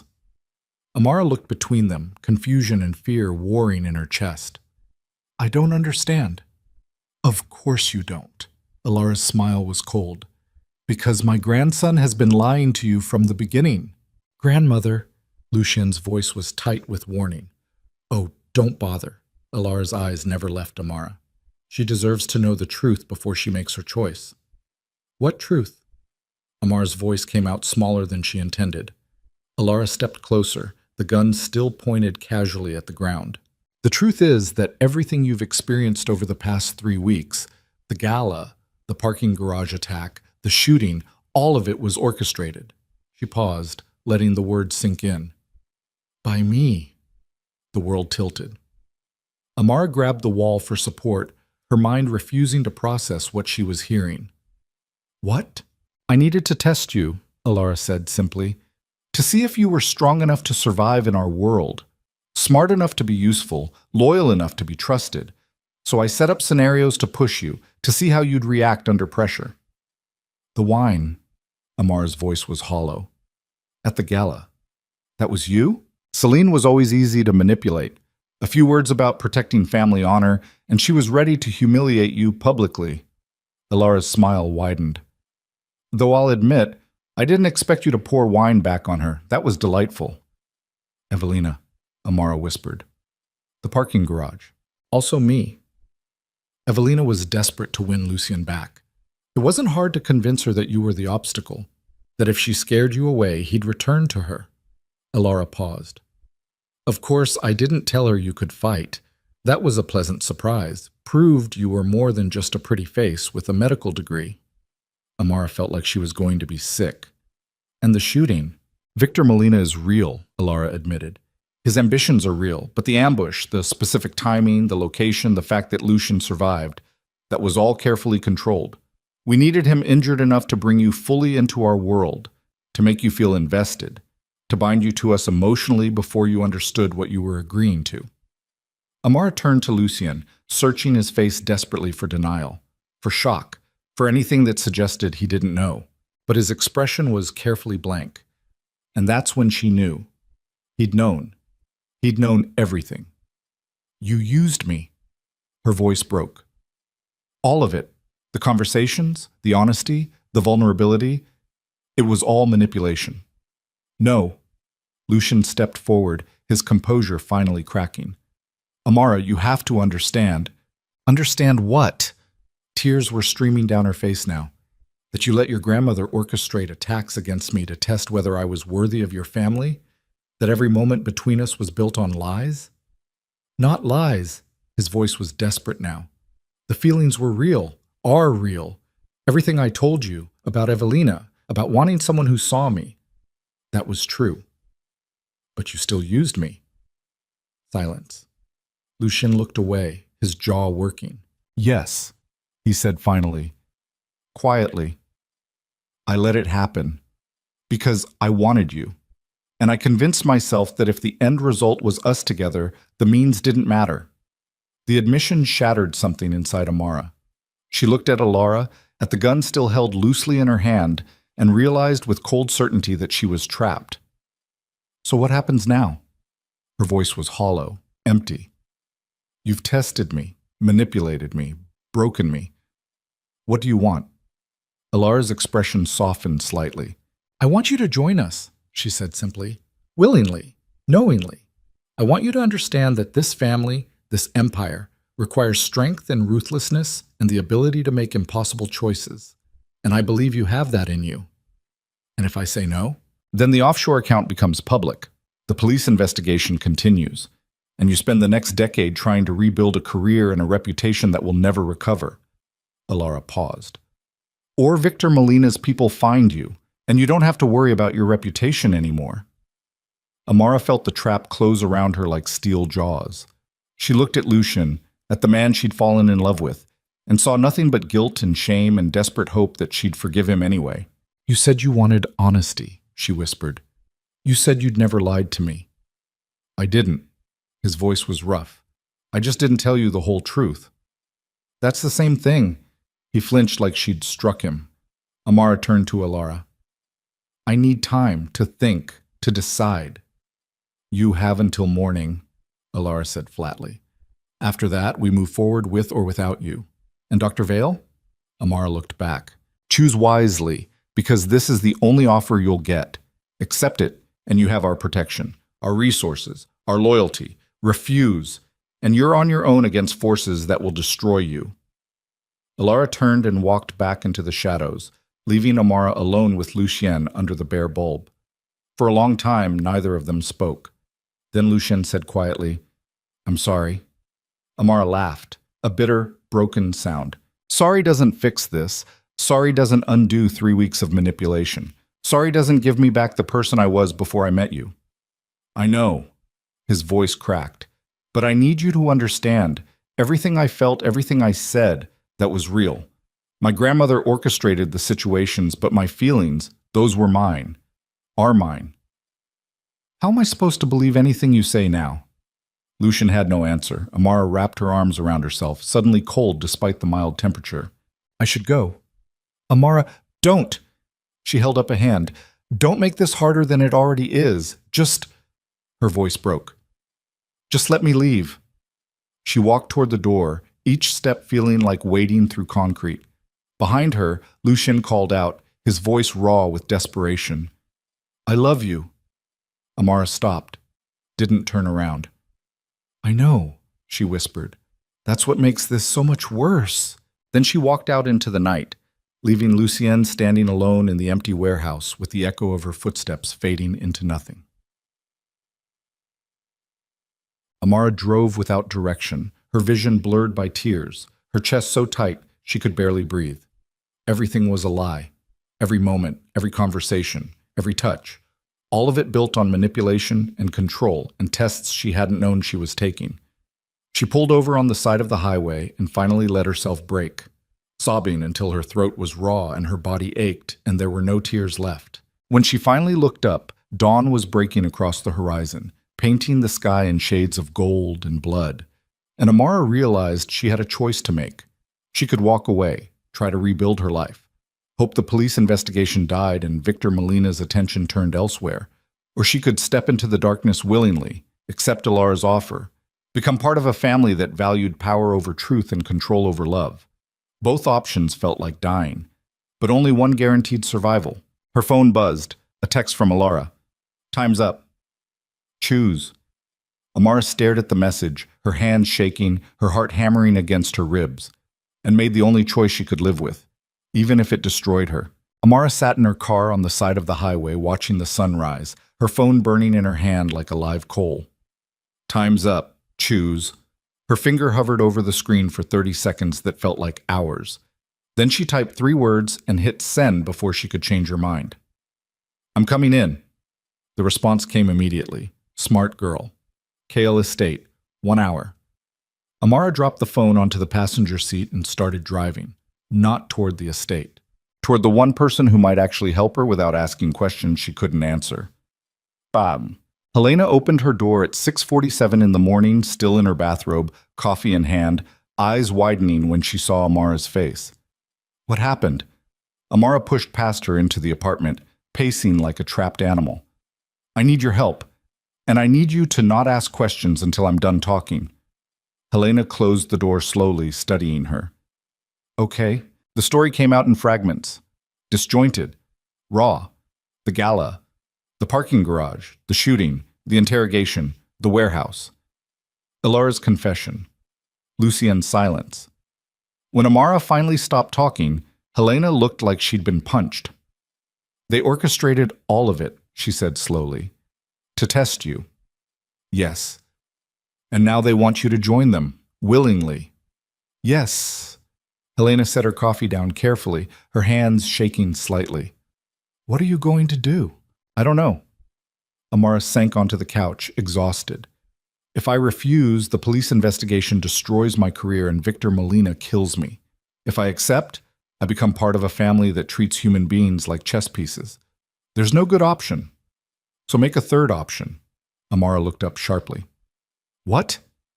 Helena sat beside her, her expression intense. You're a surgeon, Amara. You know better than anyone that sometimes the only way to save a patient is to cut out the infection entirely, even if it means losing healthy tissue in the process. I don't understand. I think you do.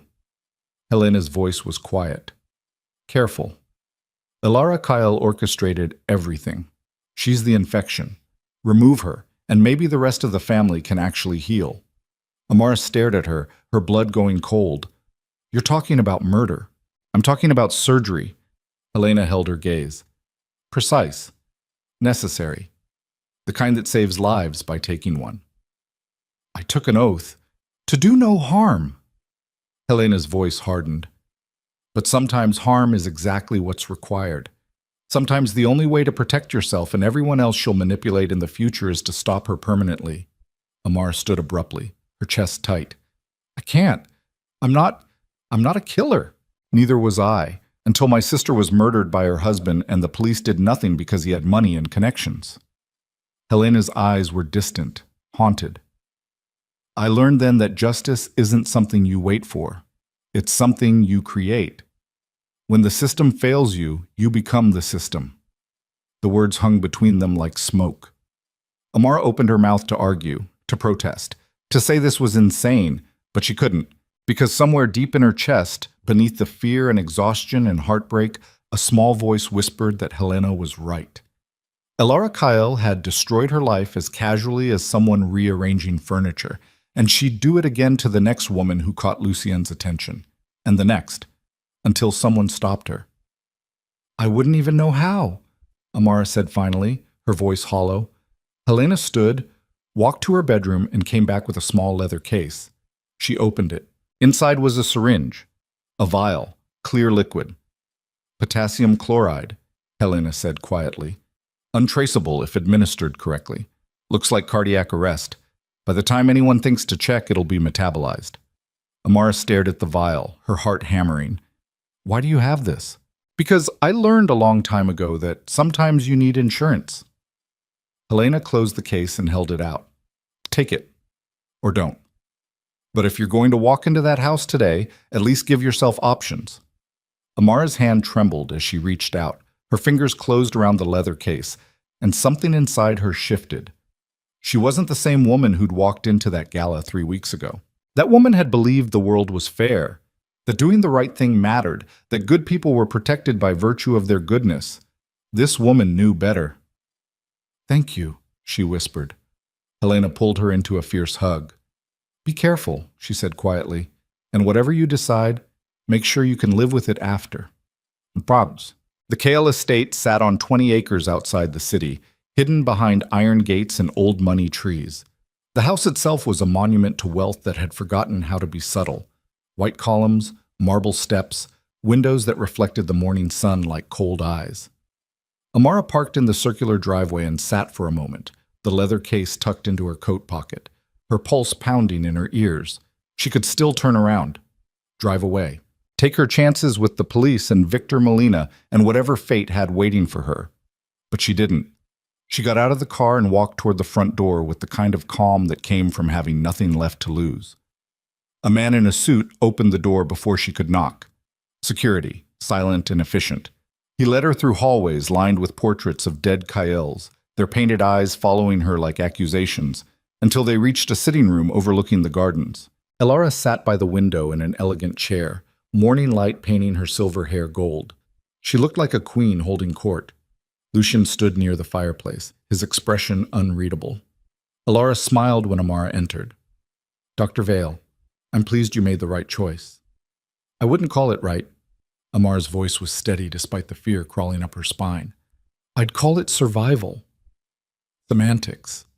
Elara gestured to a chair. Sit. We have much to discuss. Amara sat, her hand brushing against the leather case in her pocket. Not yet. She needed to understand the full picture first. Before I agree to anything, Amara said carefully, I need to know what you actually want from me, not the vague promises about family and protection, specifics. Elara's smile widened, pleased. Smart. I knew you would be. She leaned forward slightly. What I want is simple. Lucien needs a partner who can operate in both worlds. The legitimate business world where reputation matters, and the darker territories where survival requires ruthlessness. You're a respected surgeon. You have access to hospitals, medical records, powerful people in vulnerable moments. That makes you invaluable. Amara's stomach turned. You want me to be a spy? I want you to be useful. Elara's voice was cool. In exchange, you get protection from Victor Molina. The offshore account disappears, the police investigation goes away, and you become part of one of the most powerful families in this city. And if I refuse to cooperate after I've accepted, then you become a liability. Elara's eyes were cold. And we handle liabilities permanently. The threat was clear. Amara glanced at Lucien, who stood silent and still, his jaw tight with something that might have been shame. "Does he get a say in this?" she asked quietly. "No," Alara said flatly. Lucien forfeited his voice when he allowed his emotions to compromise his judgment. This is a business decision now, not a romantic one. Amara felt something crack inside her chest. She looked at Lucien, really looked at him, and saw a man trapped in a cage he'd been born into. A man who'd tried to love her while drowning in obligations and expectations, and a grandmother who treated people like assets to be acquired. For a moment, she almost pitied him. Then she remembered every lie, every manipulation, every test she'd been forced through without consent, and the pity turned to something harder. "I accept," she said quietly. Alara's expression lit with triumph. "Excellent. We'll draw up the papers this afternoon. Make it official. Welcome to the family, Dr. Vale." She stood, smoothing her skirt, and walked toward the door. "Lucien will show you to your new accommodations. We've prepared a suite for you here at the estate until we're certain Victor's threat has been neutralized."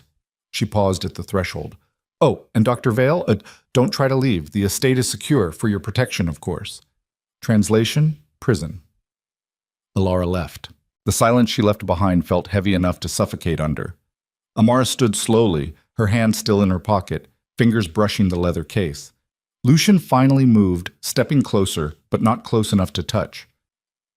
"I'm sorry," he said quietly. "Stop saying that." Her voice was flat, empty. "Sorry doesn't fix anything. Sorry doesn't undo what she did, what you let her do." "I know." His voice cracked. "But I need you to understand. I never wanted this, any of it. I wanted—" He stopped, searching for words. "I wanted you. Just you. Without the manipulation and the tests and all of it. But my grandmother doesn't understand that. She only understands power and control and making sure everyone around her serves a purpose." "And what's my purpose now?" Amara's eyes were hard. "Besides being your family's newest asset? You're not an asset." Lucien stepped closer, desperate. You're the only real thing I've had in years, the only person who made me feel like maybe I could be something other than what she raised me to be." "But you're not, are you?" The words came out cold, brutal. "You're exactly what she made you, a man who uses people and calls it love." Lucien flinched like she'd struck him. "That's not fair." "Fair," Amara laughed, a harsh, broken sound. "You want to talk about fair? Your grandmother orchestrated attacks against me, put a knife to my throat, nearly got me arrested, and you stood by and let it happen because you wanted me badly enough to justify the means. So don't talk to me about fair." Lucien's composure finally shattered. "What was I supposed to do?" His voice rose. "She's my grandmother, my family. She controls everything I have, everything I am. If I'd opposed her, she would have destroyed you anyway and cut me off completely. At least this way I can protect you." "Protect me?" Amara stepped closer, fury burning through her exhaustion. "Is that what you call this? Locking me in your house? Forcing me to work for your family? That's not protection, Lucien, that's ownership." "I love you." The words came out desperate, raw. "I don't care," Amara's voice broke. "I don't care if you love me or hate me or feel nothing at all, because whatever we had, whatever I thought we had, it died the moment I learned the truth." She moved toward the door. Lucien caught her wrist. "Please, don't give up on us." "Not yet." Amara looked down at his hand on her arm, then up at his face. "Let go." Amara, let go. He did. She walked out without looking back. The suite they'd prepared for her was beautiful, elegant, decorated in soft creams and golds with a view of the gardens and a bathroom larger than her apartment. It felt like a gilded cage. Amara locked the door, pulled out her phone, and tried to call Helena. No signal. They were jamming it. Of course they were. She pulled the leather case from her pocket and stared at the vial inside. Potassium chloride. Quick. Painless. Untraceable. All she'd have to do was wait for the right moment. A private conversation. Alara's afternoon tea. One injection and the woman who'd orchestrated her destruction would be gone. Simple. Clean. Murder. Amara set the case on the dresser and sat on the edge of the bed, her hands shaking. She was a surgeon. She saved lives. She didn't take them. But Helena's words echoed in her head. Sometimes the only way to save a patient is to cut out the infection entirely. Was Alara Kyle an infection? Or was Amara just looking for an excuse to become the kind of person who could kill in cold blood? She didn't know anymore. A knock at the door interrupted her spiral. "Dr. Vale?" A woman's voice. Young, nervous. "Mrs. Kale requests your presence for lunch in 30 minutes. Amara stood, smoothing her clothes, forcing herself back into the mask of composure she'd worn for years. "I'll be there." Lunch was served in his glass-walled conservatory filled with orchids and filtered sunlight. Alara sat at the head of the table, looking regal and satisfied. Lucien sat to her right, his expression carefully blank. Amara took the seat across from him. The meal was elegant, French, multi-course, the kind of food that cost more than most people's weekly salary. Amara could barely taste it. "You're quiet, Dr. Vale," Alara observed, sipping white wine. "Second thoughts already?" "No." Amara's voice was steady. "Just processing." "Good. Processing means you're thinking strategically. That's important in this family." Alara set her glass down. "Now, let's discuss your first assignment." Amara's stomach tightened. "Already?" "No reason to wait." Alara pulled out a folder and slid it across the table. "Victor Molina's daughter, 16 years old, chronic kidney disease. She's on the transplant list at Crescent General. I want you to make sure she doesn't get a kidney." The words landed like stones. Amara stared at the folder without opening it. "You want me to let a 16-year-old girl die? I want you to prioritize other patients." Alara's voice was calm, clinical. "Victor's daughter dies. He's distracted, vulnerable. Easier to negotiate with or eliminate entirely. It's strategic. It's murder. It's war." Alara leaned forward. "And in war, casualties are inevitable. The question is whether you have the stomach for it." Amara looked at Lucien. He wouldn't meet her eyes. "And if I refuse?" she asked quietly. "Then we find someone else to do it, and you become unnecessary." Alara's smile was thin. "I don't keep unnecessary things, Dr. Vale. They take up too much space." Amara felt the trap close around her completely. She could refuse, hold on to her principles, die with her integrity intact. Or she could survive, become complicit, turn into exactly the kind of person she'd spent her entire life trying not to be. She picked up the folder, opened it. A photograph stared back at her. A young girl with dark eyes and a tired smile. Sophia Molina, 16, waiting for a transplant that might save her life. And Amara was supposed to make sure it never came. "I need time," she said finally. "You have 48 hours." Alara stood. "After that, I'll assume you've made your choice." She left. Lucien finally looked up. "You don't have to do this," he said quietly. Amara laughed, a hollow, bitter sound. "Yes, I do, because if I don't, your grandmother kills me. And if I do, I become a murderer. So either way, the woman I was dies today." She stood, the folder clutched in her hand. "Congratulations, Lucien. You got what you wanted. I'm part of your family now. I hope it was worth it." She walked out, leaving him sitting alone at the table, surrounded by the ruins of a meal neither of them had finished.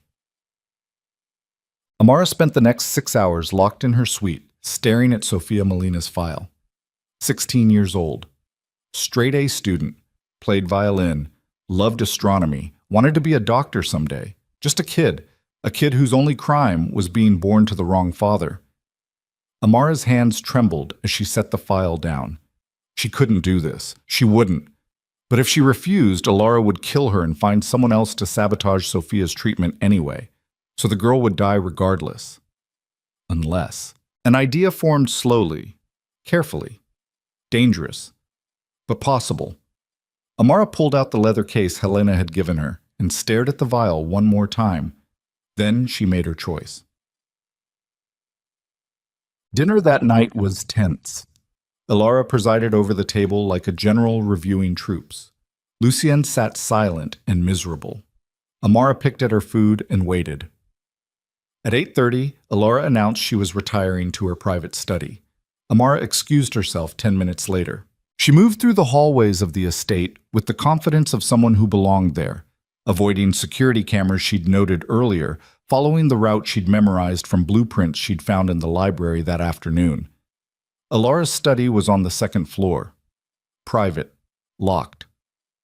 Amara pulled a hairpin from her pocket, a skill she'd learned from a patient years ago who'd been a former locksmith, and worked the mechanism until it clicked open. Inside, the study was exactly what she expected. Dark wood, expensive art, a desk covered in documents that probably held enough evidence to destroy half the city's elite. Alara sat in a leather chair by the window, a brandy in one hand, her back to the door. "I was wondering when you'd come," she said without turning around. Amara froze. Alara turned slowly, her expression amused. "Did you really think I wouldn't anticipate this? That I wouldn't have cameras in the hallways? That I wouldn't see you picking the lock?" She stood, setting her brandy down. "You're predictable, Dr. Vale. Just like every other person who thinks they're smarter than me." Amara's hand moved to her pocket. To the syringe. Alara noticed. "Go ahead," she said calmly. "Try it. See how fast security gets here. See how quickly your noble attempt at justice turns into just another murder I have to clean up."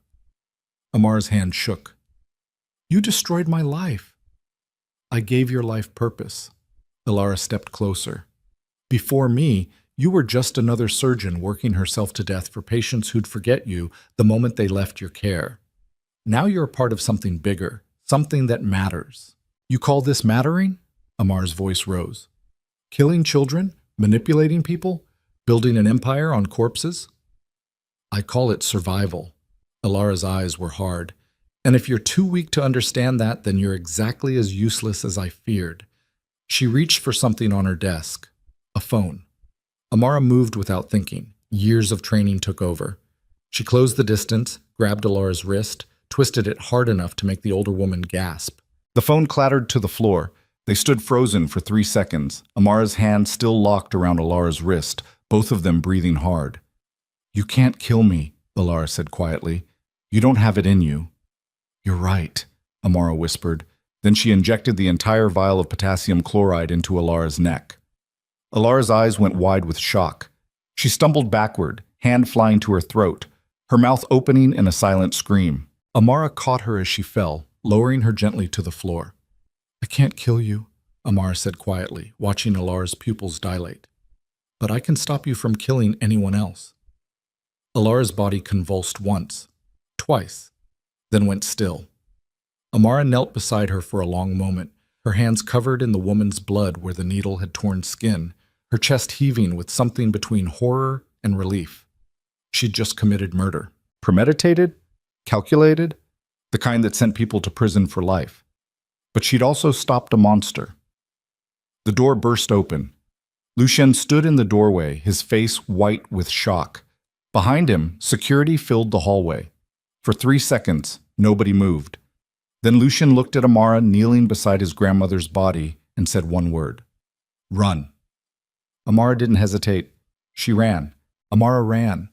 Through hallways lined with portraits of dead Kyles whose painted eyes couldn't judge her anymore, past security guards shouting behind her, down staircases her legs barely remembered navigating.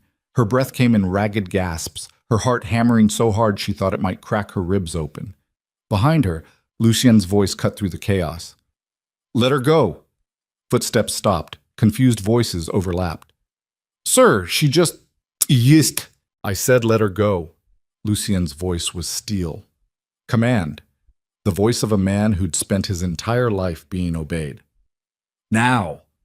Amara didn't stop to process it. She hit the front door at full speed, burst into the night air, and kept running toward her car. Keys. Where were her keys? Her hands shook as she dug through her pockets, fingers finally closing around cold metal. She yanked the car door open, threw herself inside, jammed the key into the ignition. The engine roared to life. She floored it. Gravel exploded beneath her tires as she tore down the long driveway toward the iron gates. They were closed, locked, but she didn't slow down.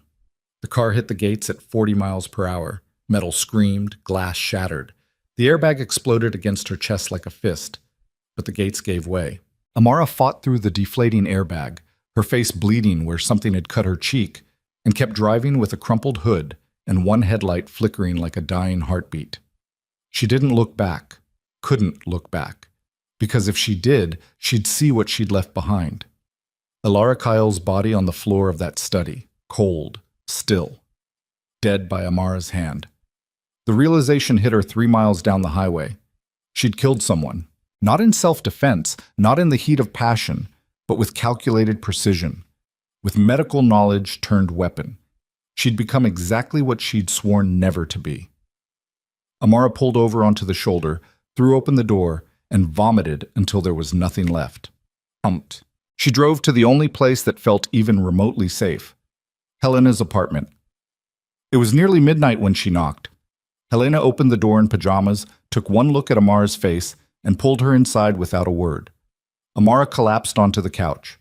Helena disappeared into the kitchen and came back with water and a first aid kit. She cleaned the cut on Amara's cheek in silence, her movements gentle and efficient. "Did you do it?" Helena asked finally. Amara nodded. "Good." "Good?" Amara's voice cracked. "I murdered someone, Helena. I'm a doctor. I took an oath." "You survived." Helena's voice was firm. "That woman was going to destroy you, kill you, or worse, turn you into something unrecognizable. You did what you had to do. That doesn't make it right." "No." Helena sat back, studying her. "But it makes it necessary, and sometimes that's all we get." Amara pressed her hands against her face, exhaustion crashing over her in waves. "What do I do now?" "You rest. Then we figure out the next move." "There is no next move. I killed a woman from one of the most powerful families in the city. They'll find me. Her phone buzzed. "Lucien." Amara stared at the screen, her stomach twisting. Helena reached over and answered it on speaker before Amara could stop her. "Dr. Vale's phone." Lucien's voice came through tight with something that might have been panic. "Where is she? Is she safe?" "That depends on what you plan to do about what happened tonight." Silence on the other end. Then Lucien said quietly, "My grandmother suffered a cardiac event. Sudden. Tragic. The family doctor has already signed the death certificate. There will be no autopsy, no investigation, no police." Amara's breath caught. "Why?" she whispered, leaning closer to the phone. "Because you were right." Lucien's voice was raw, broken. "About all of it. She was a monster. She destroyed people for sport, and I let her because I was too weak to stop her." He paused. "But you did. You stopped her. And I'm not going to punish you for having the courage I never had." Amara felt tears sliding down her face. "Lucien, I released the evidence," he continued. "Everything. The offshore account linking you to our family, the financial records, the security footage from the parking garage, all of it sent to Detective Gray with an anonymous tip implicating my grandmother in a conspiracy to frame you." His voice steadied slightly.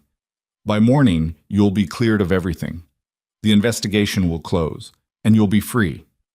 "Free," Amara repeated hollowly. "Yes. And what about you?" Lucien was quiet for a long moment. "I'm going to do what I should have done years ago. Dismantle everything she built. The corruption, the violence, the empire built on broken people." He exhaled slowly. "It won't be fast. And it won't be clean. But maybe I can turn this family into something that doesn't destroy everything it touches." "You can't do that alone." "I know." His voice softened.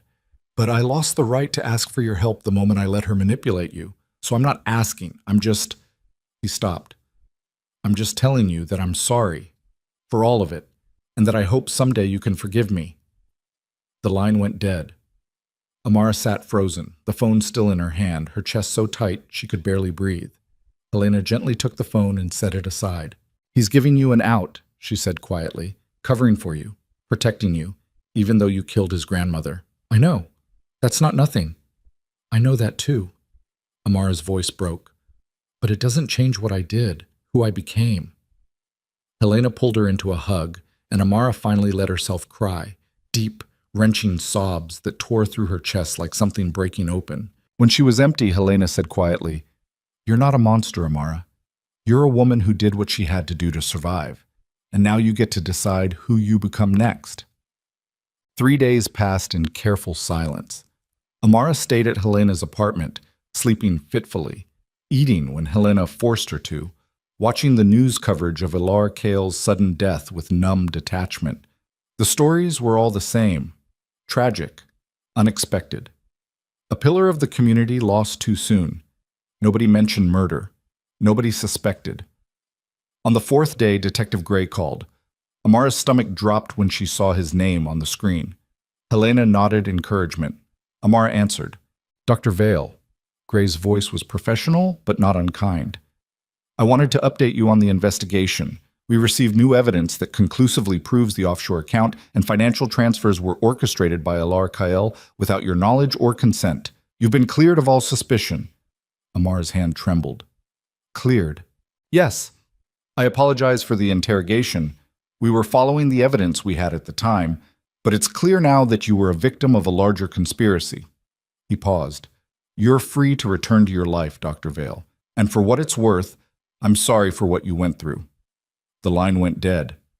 Amara set the phone down carefully, like it might explode. It's over, Helena said quietly. No. Amara's voice was flat. It's just beginning. She went back to work a week later. Walking into Crescent General felt like stepping into a past life. Everything looked the same: the fluorescent lights, the smell of antiseptic, the controlled chaos of the ER, but Amara felt fundamentally changed. She moved through her rounds mechanically, checking vitals, reviewing charts, talking to patients with the same professional warmth she'd always managed.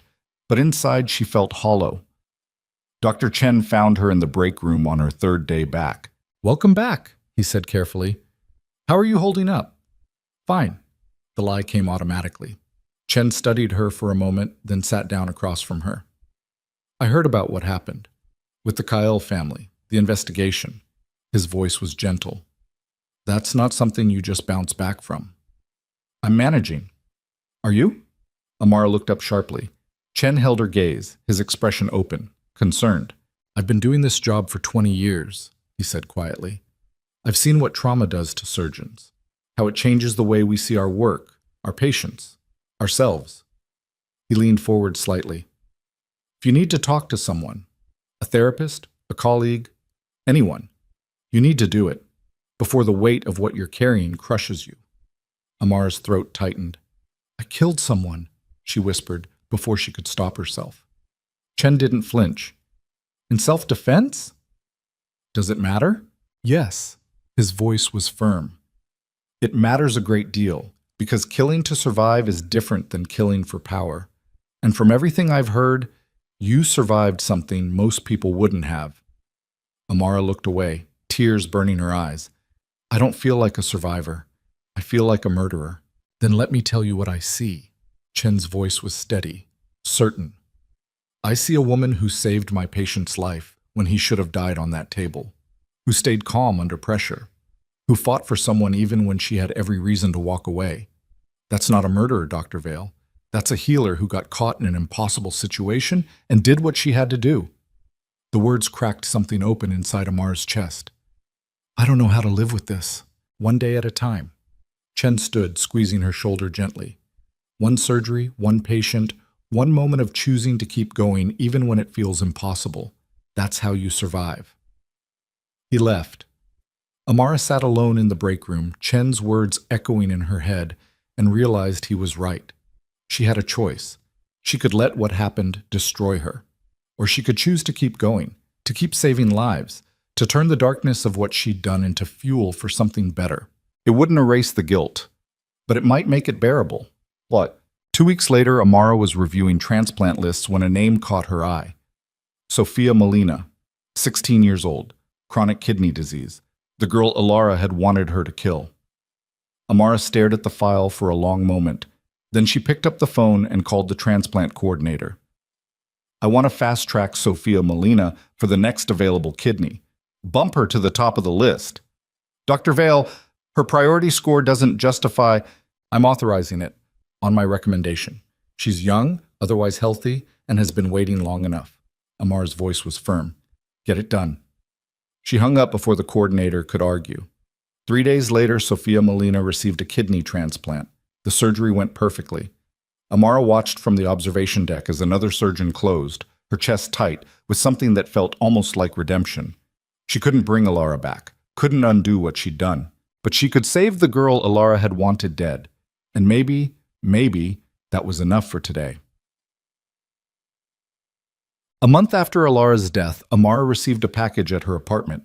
No return address, just her name in handwriting she recognized. Lucien's.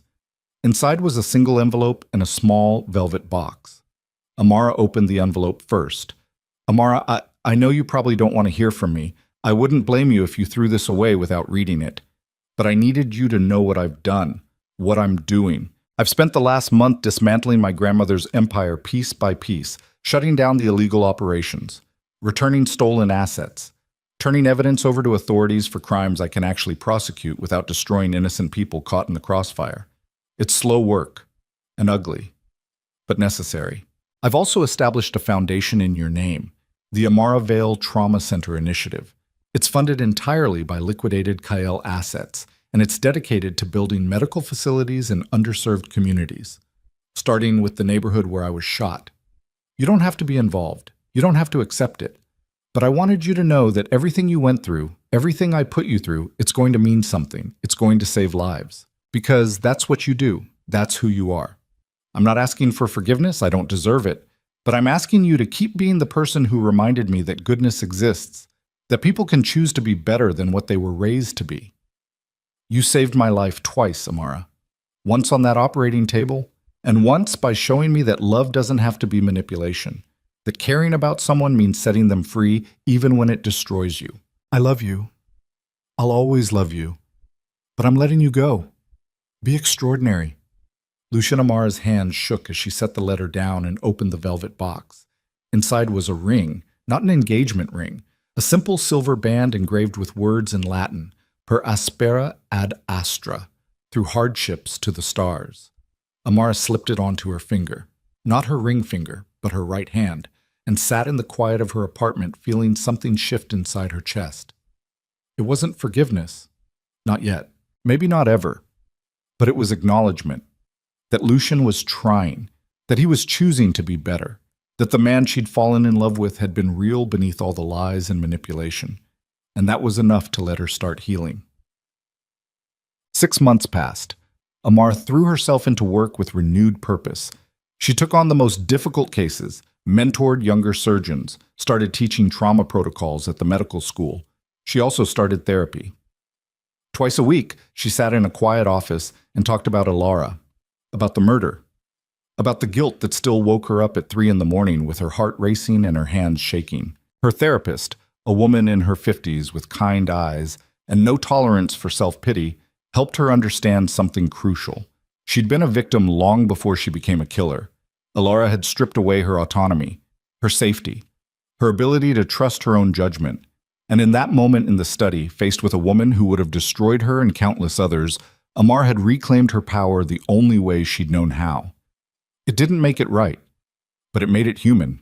And slowly, painfully slowly, Amara learned to forgive herself, not for what she'd done, but for surviving it. Dates. The Amara Vale Trauma Center opened 9 months after Alara's death. It was a beautiful facility in a neighborhood that had been forgotten by most of the city's elite. State-of-the-art equipment, multilingual staff, trauma bays designed by someone who actually understood what emergency medicine required. Amara stood at the opening ceremony in a simple black dress, watching community members tour the facility with tears in their eyes, and felt something close to peace. This was her legacy now, not the woman who'd killed to survive, but the woman who'd turned that darkness into light. Helena stood beside her, arms crossed, smiling. You did good, kid. We did good, Amara corrected. I couldn't have survived without you. No.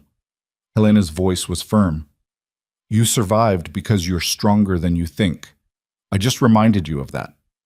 Across the crowd, Amara caught sight of a familiar figure. Lucien stood near the back, dressed in a simple suit, his expression unreadable. Their eyes met. He nodded once. A question. Permission to approach. Amara hesitated for exactly 3 seconds. Then she nodded back. Lucien moved through the crowd carefully, stopping a respectful distance away. Hi, he said quietly. Hi. They stood in awkward silence for a moment. Then Lucien said, "The center is beautiful. You should be proud. It's yours. Your money, your penance." "No." His voice was soft but certain. "It's yours. Your vision, your heart. I just provided resources. You provided purpose." Amara studied his face, looking for the manipulation, the hidden agenda, but all she saw was exhaustion and something that looked like hard-won peace. "How's the dismantling going?" she asked. Slowly, painfully. He smiled faintly. "Turns out rebuilding an empire into something ethical is harder than running it criminally. Who knew?" Despite herself, Amara felt her mouth twitch. "Are you okay?" she asked. The question clearly surprised him. He stopped, considering. "I'm better than I was. Working on being better than I am. It's a process." "Yeah." Amara's voice was quiet. "It is." They stood in silence again, but this time it felt less heavy. "I read your letter," Amara said finally. "All of it. And I'm not ready to forgive you yet." Her voice was steady, honest. "Maybe I never will be, but I'm also not carrying hate anymore, just..." She searched for words. "Just acceptance. That what happened, happened, and that we both have to live with it." Lucien nodded slowly, his eyes bright with something that might have been relief. "That's more than I deserve." "Probably." Amara looked away, watching families explore the trauma center. "But it's what I can give right now, so take it or leave it." "I'll take it." His voice was rough, grateful. "Thank you." He started to leave. "Lucien?" He stopped. Amara pulled the silver ring from her pocket. She'd taken it off before the ceremony, unsure if wearing it sent the wrong message, and held it up. "The inscription," she said, "Per aspera ad astra, through hardships to the stars." "Yeah." "Do you believe that? That suffering leads to something better?" Lucien turned back, his expression thoughtful. "I believe we get to choose what our suffering becomes," he said quietly. "It can break us, or it can forge us into something stronger, something capable of extraordinary things." He paused. "You chose extraordinary, Amara. You always have." Then he walked away, disappearing into the crowd, leaving Amara standing alone with the ring in her hand and tears sliding quietly down her face. Not sad tears, not happy tears, just tears, the kind that came when something heavy finally lifted. Mots. That night, Amara stood on the roof of her apartment building, looking out at the city lights glittering like fallen stars. She thought about the woman she'd been 3 months ago, the one who'd walked into that gala in an ivory dress, planning to stay for an hour and leave before anyone noticed. That woman had believed the world was fair, that good people were protected, that doing the right thing mattered. This woman knew better, knew the world was violent and complicated and merciless to people who tried to stay good while drowning in darkness. But she also knew something that woman hadn't, that survival wasn't about staying clean. It was about choosing what you'd become after the dirt washed off. Amara slipped the silver ring back onto her finger, not as a promise to Lucien, but as a reminder to herself, that she'd been through hell and come out breathing, that she'd killed and somehow found a way to keep healing, that she was flawed and broken and carrying scars that would never fully disappear. But she was still here, still fighting, still choosing to save lives even when her own felt unsalvageable. Her phone buzzed, a text from the hospital. Trauma incoming, multiple casualties, all hands needed. Amara looked at the message, then back at the city spread out beneath her like a promise. She could ignore it, clock out, let someone else handle the bleeding and broken bodies coming through those doors. But that wasn't who she was anymore. She'd walked through fire and learned the only way to survive burning was to carry the heat inside you and use it to light the way for others. So she grabbed her coat and headed for the door. Not because she was a hero, not because she'd earned redemption, but because trauma surgeon was still her name and saving lives was still her purpose. And somewhere in that hospital, people were dying who didn't have to.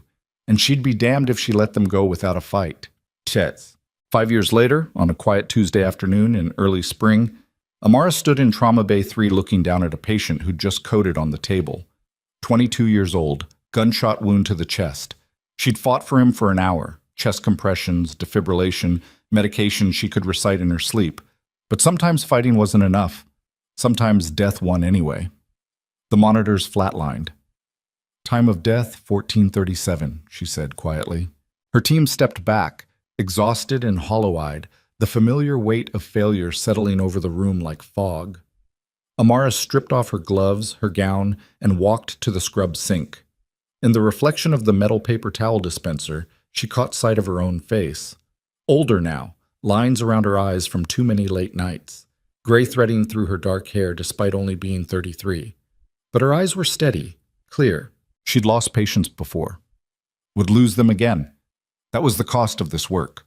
But she'd also saved hundreds, mentored dozens of young surgeons, built trauma centers in 3 cities, turned Lucien's blood money into actual good in the world, and she'd learned to sleep at night despite the ghost of Elara Kael that still visited her nightmares sometimes. Not forgiveness, but coexistence. She dried her hands and headed back toward the ER, where another patient was already waiting, because that's what she did. She kept going. One surgery at a time, one life at a time, one breath at a time, through hardships to the stars. And maybe, just maybe, that was enough. Focal. The end.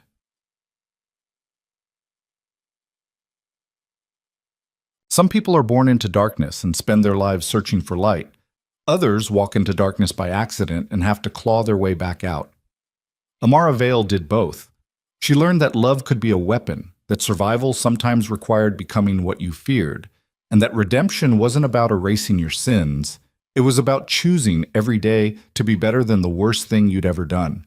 She carried her scars like armor, wore her guilt like a reminder, and saved lives with hands that had once taken one.